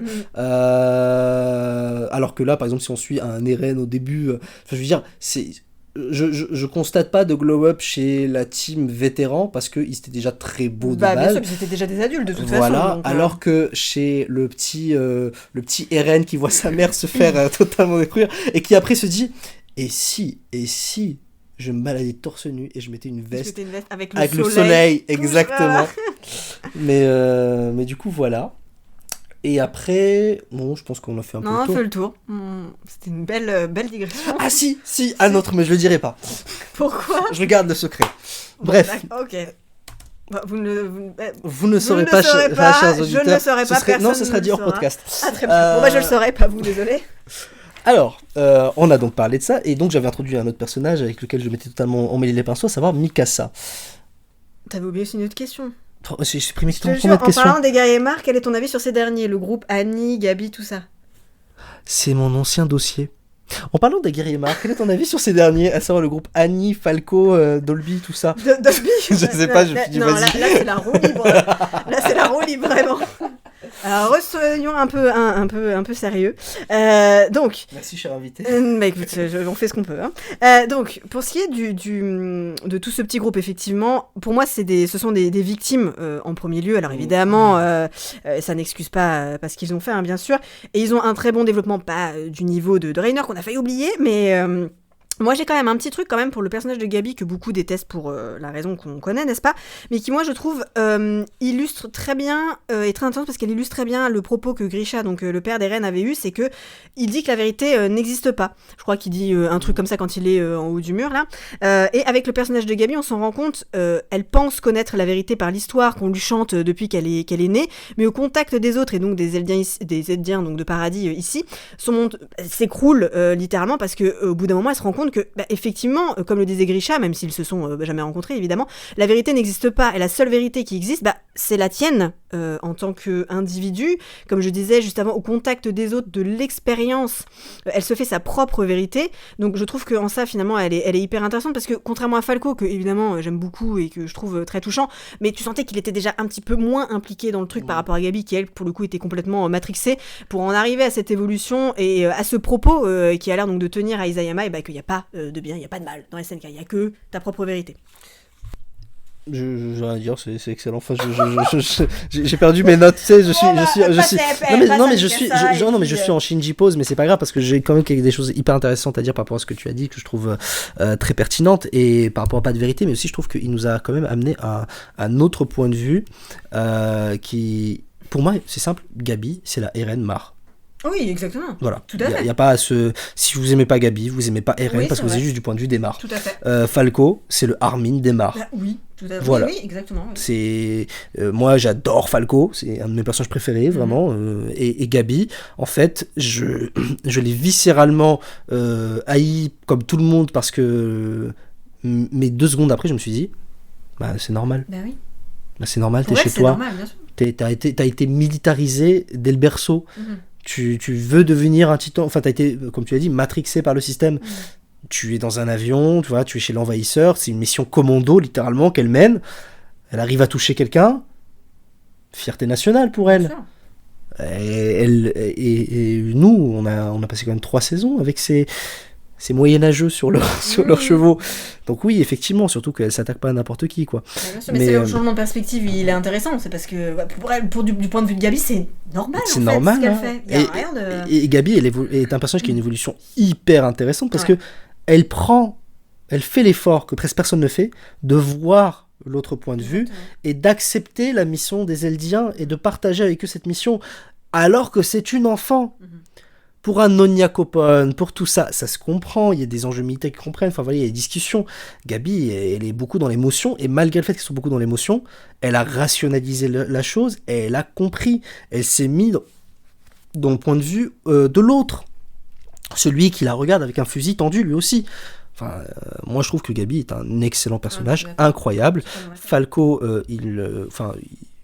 il me touche très personnellement, et justement moi quand il y a eu la révélation qu'il était un des titans et qu'il était amoureux de Gabi, je fais 13 ans, d'accord, rentabilise. C'est-à-dire vivez vos meilleurs instants maintenant.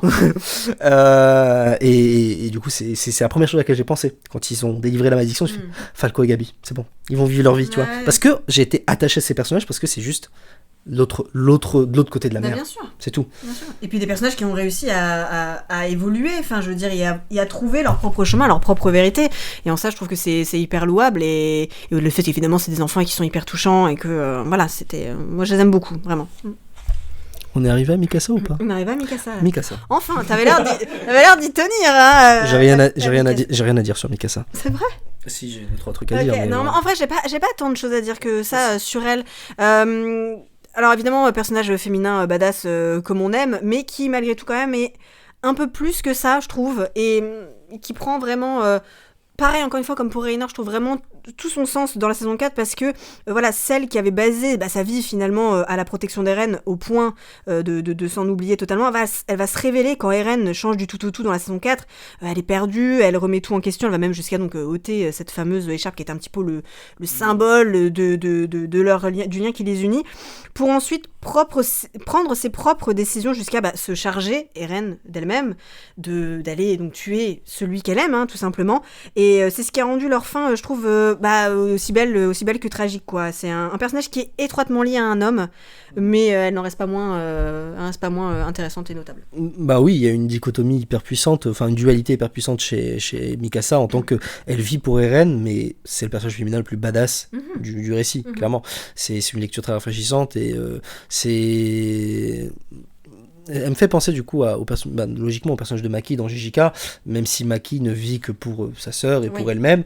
C'est le truc qu'elle a en plus, et justement c'est sur cela qu'Eren l'a attaqué et a su qu'était son point faible. Tu vis pour moi, t'as pas des migraines de temps en temps, enfin voilà. Tout le monde a des migraines, Eren. Là, je sais pas pourquoi j'ai pensé au flambeau. Mais Marina, tout le monde est...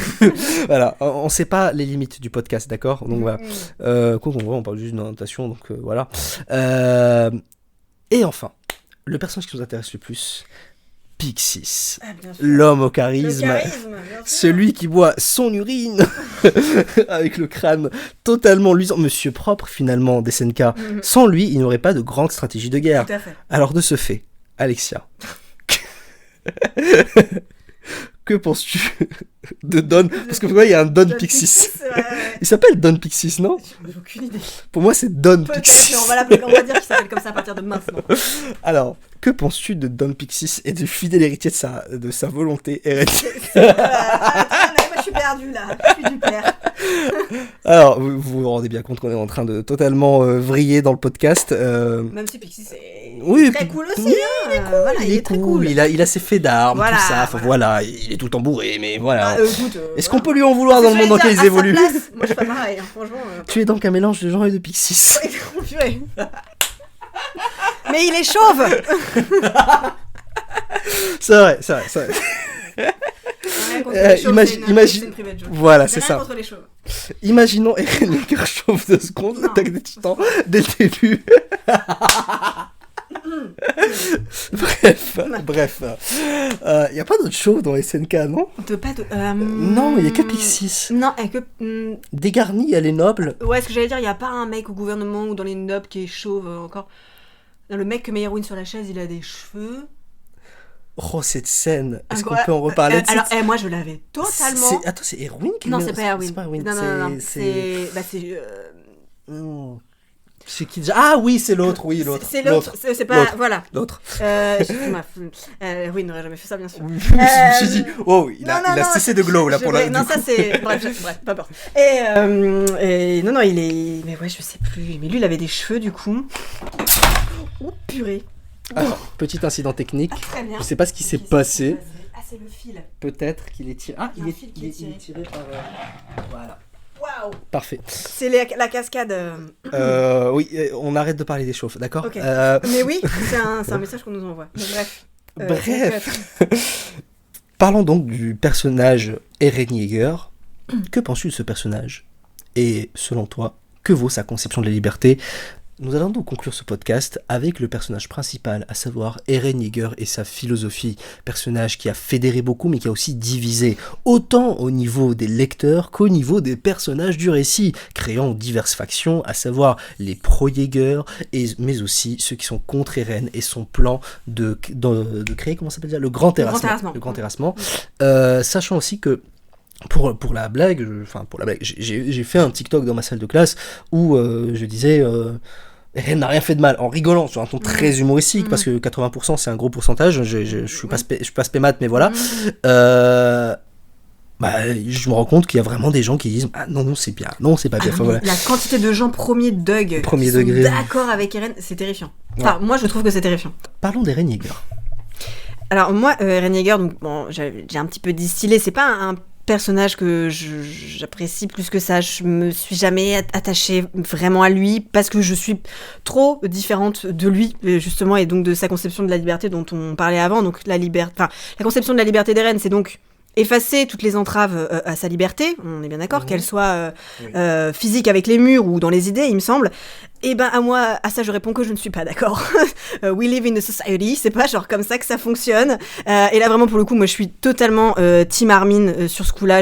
C'est à milieu de moi, donc j'ai vraiment beaucoup de mal à me raccrocher au personnage, même si il a vraiment cette dimension tragique qui est tout à fait notable, mais pour moi c'est juste pas possible. Et donc plus sérieusement, moi je n'arrive pas donc à concevoir donc ce qu'il a fait, même si je nuancerai par la suite. Bon, encore une fois, ce que je disais moi jusqu'avant, ça me dépasse, que ta liberté ou celle de ceux que tu aimes, qui ne représente qu'une poignée d'individus, pour moi ne peut pas prévaloir sur le reste de l'humanité. Enfin, je veux dire, Néo l'avait fait avant et je l'avais déjà pas compris. Et donc, vraiment, pour moi, c'est juste inconcevable. Et là où ça prend une autre dimension, vraiment, c'est là aussi où j'ai peut-être, un petit peu comme Gojo, du coup on va un petit peu faire la comparaison, parce que Gojo est un personnage aussi avec lequel j'avais un petit peu de mal, c'est que la seule fois où j'ai perçu vraiment Eren, c'est une des rares fois où il a montré son humanité finalement, et un petit peu comme Gojo aussi précédemment, c'est les moments où il se montre vulnérable. Et donc moi là où j'ai apprécié Eren, du coup c'était à la toute fin, c'est dans son dialogue avec Armin que j'ai trouvé vraiment hyper touchant, et c'est là où tu vois que en fait il est un peu un petit peu prisonnier de cette espèce de destin entremêlé, c'est très très complexe. Voilà, tu vois qu'il veut pas mourir, il veut être avec les gens qu'il aime, et il est pas d'accord avec ça, et il est obligé en fait de faire ce double sacrifice, celui de sa vie et finalement aussi celui de sa propre liberté à la finale, quoi. Justement, je trouve que c'est assez intéressant ce que tu dis, parce que ça me fait penser à quelque chose. Eren, il aurait voulu vivre la vie de Jean, et tout le monde le comprend, oui. Mais Jean, ils se détestent, parce que Eren sait qu'il est investi d'une mission. Mon Dieu, la référence horrible à TikTok. Eren sait qu'il a un devoir. Jean, lui, il assume pleinement. J'en ai rien à faire. Je veux être avec mes amis. Tu ne m'empêcheras. Je veux être avec le duo Connie-Sacha. Et c'est pour ça que Jean vit la vie qu'Eren aurait dû vivre. Il le supporte pas parce que lui, il le crie sur tous les toits. Et Eren, lui, j'ai vu ma mère se faire tuer. Je suis un Jäger. Enfin voilà, je peux pas me permettre. Et Jean, il fait, non, viens à la garnison. Parce que s'il pouvait. Je crois que si Eren était honnête avec lui-même et qu'il savait qu'il n'avait pas à faire tout ça, il serait meilleur ami que Jean. Ils veulent la même chose. Ils veulent la même chose jusqu'à un certain point. Après, il y a de la place dans la cabine, non? Oula. Bref, mais donc, oui, la conception de la liberté d'Eren, elle est quand même assez violente. Elle ne laisse place à rien. Mais c'est une liberté qui passe quand même par un sacrifice, une libération de vis-à-vis du bonheur qui lui était promis. La dernière libération que je trouve chez Eren, c'est se libérer malgré lui, en fait, de ce qu'il veut, lui, véritablement, en tant qu'humain. Parce que c'est ce qui l'a enchaîné pendant toutes ces années, c'est de vouloir vivre bien avec ses amis, et finalement il se rend compte que non, par contre, en se libérant, il s'enchaîne à cette autre mission qui est annihiler l'humanité. C'est pour ça qu'il donne aux autres la possibilité de la battre, et qu'il a un regard vide, tout cela, et que enfin voilà quoi, en titan métalleux. Mais du coup voilà, voilà, on est bientôt sur 1h30 2 heures de podcast, donc ça commence à taper le moral, et il fallait parler du Eren métalleux, le Eren à la chevelure qui descend. Genre, Armin, t'aurais pu l'attraper par les cheveux et le balancer, mais non, tu l'as pas fait. Armin, tu es chauve. J'ai l'image maintenant, ça y est. Bref. Et si on terminait là-dessus? Justement, une dernière idée pour développer sur Eren, et on pourra vraiment conclure, parce que je trouve que Eren, la liberté vient toujours avec une autre notion qui est celle de responsabilité. Lorsqu'on est libre, on se doit d'être responsable. Si on n'est pas libre, on n'est pas responsable. Si j'ai agi parce que j'étais contraint d'agir ainsi, je n'ai pas agi librement, et donc je ne suis pas responsable de la chose. Si on me force à faire un acte dans la contrainte, je suis dédouané de cet acte. Et le sens même de la contrainte est quelque chose qui annule ma liberté. Eren, lui, ce qu'il fait, c'est qu'il vit pas pour sa liberté, mais pour la liberté de l'humanité. Il leur enlève cette contrainte que sont les titans et leur redonne la possibilité eux-mêmes de créer cette paix, et leur redonne le choix. D'où la métaphore d'où justement la fin où les titans disparaissent, et maintenant c'est juste à l'humanité de ne pas refaire la même erreur, c'est tout. Voilà, débrouillez-vous. Je vous ai donné un statu quo, faites-en quelque chose de bien. Là où Isayama pose un peu de sa philosophie personnelle, je trouve, c'est vers l'épilogue. Il montre qu'il y a un éternel retour et un cycle, et que on a beau donner si on donne à l'homme une responsabilité, une liberté, est-ce qu'il sera capable de ne pas refaire les mêmes erreurs? Est-ce qu'il apprendra quelque chose de l'histoire? Enfin, c'est Eren quand même, c'est quelqu'un qui a voulu, pour moi il s'est pas battu pour sa liberté, parce que c'est ce qu'on croit depuis le début, il se bat pour la liberté des siens. Il veut que les siens soient libres, et quitte à ne pas être libre. Et Armin lui dit, tu es enchaîné à la liberté, tu es esclave de ta liberté. Oui, mais Eren, pourquoi Ymir l'écoute? Parce qu'il est le libérateur des oppresseurs. Et il libère Ymir d'une certaine façon. Parce qu'il la comprend, tu es une oppressée. Personne ne te voit comme étant une oppressée. Zik te donne un ordre, il t'oppresse encore plus. Moi, je te donne pas d'ordre. Et en plus, elle sait qu'il y a Mikasa, donc ça signifie que Mikasa, si elle est capable de se révolter contre l'homme qu'elle aime, c'est qu'elle aussi, elle aurait été capable de le faire. Enfin voilà, c'est un message d'espoir pour elle. Mais Mais Eren, du coup, en fait, c'est pour ça que je pense que je fais le parallèle avec SNK et One Piece, parce que le surnom de One Piece, de Luffy, qui est le personnage principal, c'est le libérateur des peuples. Enfin voilà, il libère là où il passe. Bon, il faut que tu saches qu'il arrive, il y a une dictature, il part, il y a une monarchie. Voilà, Okay. c'est toujours comme ça, c'est le même truc. Donc libérateur, mais un peu royaliste, ouais, le film. C'est beaucoup discutable, mais voilà quoi. Soit. Mais voilà, c'est les gens qui ont voulu que ce soit cette personne. Bref, voilà. Eren, c'est donc le libérateur et celui qui redonne une responsabilité à l'humanité. Au-delà de la liberté, il y a aussi la responsabilité qui va avec, et c'est pour ça que je trouve que l'épilogue prend pleinement sens, et les gens qui ont dit mais non, bah si, totalement. Si, bah tu es libre de faire une erreur si tu veux maintenant. Et tu es libre d'en assumer les conséquences, vu que c'est toi qui as choisi de la faire. Oui, non, mais là, moi, ce sur quoi je voulais rebondir, c'est le fait de Eren qui donne les clés, enfin, un espèce de statu quo pour que les gens ne réitèrent pas leurs erreurs. Mais là où moi, vraiment, pour le coup, je suis vraiment à 100% dans la philosophie d'Armin, c'est que, et alors, même si l'homme reproduit sans cesse les mêmes erreurs, parce que de toute façon c'est le cours de l'histoire, enfin je veux dire, voilà, malheureusement c'est comme ça, est-ce que ça vaut pas, la vie de chaque homme ne vaut pas d'être vécue malgré ça, tous ces moments ne valent-ils pas la peine d'être vécus malgré tout, c'est toute la question. Pour moi c'est vite répondu comme on dit, mais voilà, mais ça n'en reste pas moins un personnage extrêmement complexe et très bien construit, voilà, c'est juste que je ne suis pas d'accord avec lui. Et je pense qu'il y aura toujours quelqu'un pour être sur l'épaule de quelqu'un d'autre et lui dire est-ce qu'on peut discuter ? Oui, voilà, non, mais bien sûr, mais c'est le garde-fou, littéralement. Hein. Bref, mes chers auditeurs, merci infiniment d'avoir écouté le podcast jusqu'à maintenant. Nous avons presque atteint les 2 heures de podcast. J'espère que le podcast, sûrement, il y a le montage qui suit, mais voilà, vous n'écoutez pas, mais nous, on écoute tous ces petits moments où... bah voilà, on a un peu dérivé, on s'est rendu compte que j'avais oublié mes questions. Je crois que je vais le garder, vous me direz, de toute façon, voilà, vous l'écouterez. En tout cas, merci beaucoup d'avoir écouté ce podcast du mois de février. C'était La Vague Manga, qui est donc sur TikTok, que vous pouvez donc retrouver aussi donc, sur YouTube pour ses anciennes vidéos, non ?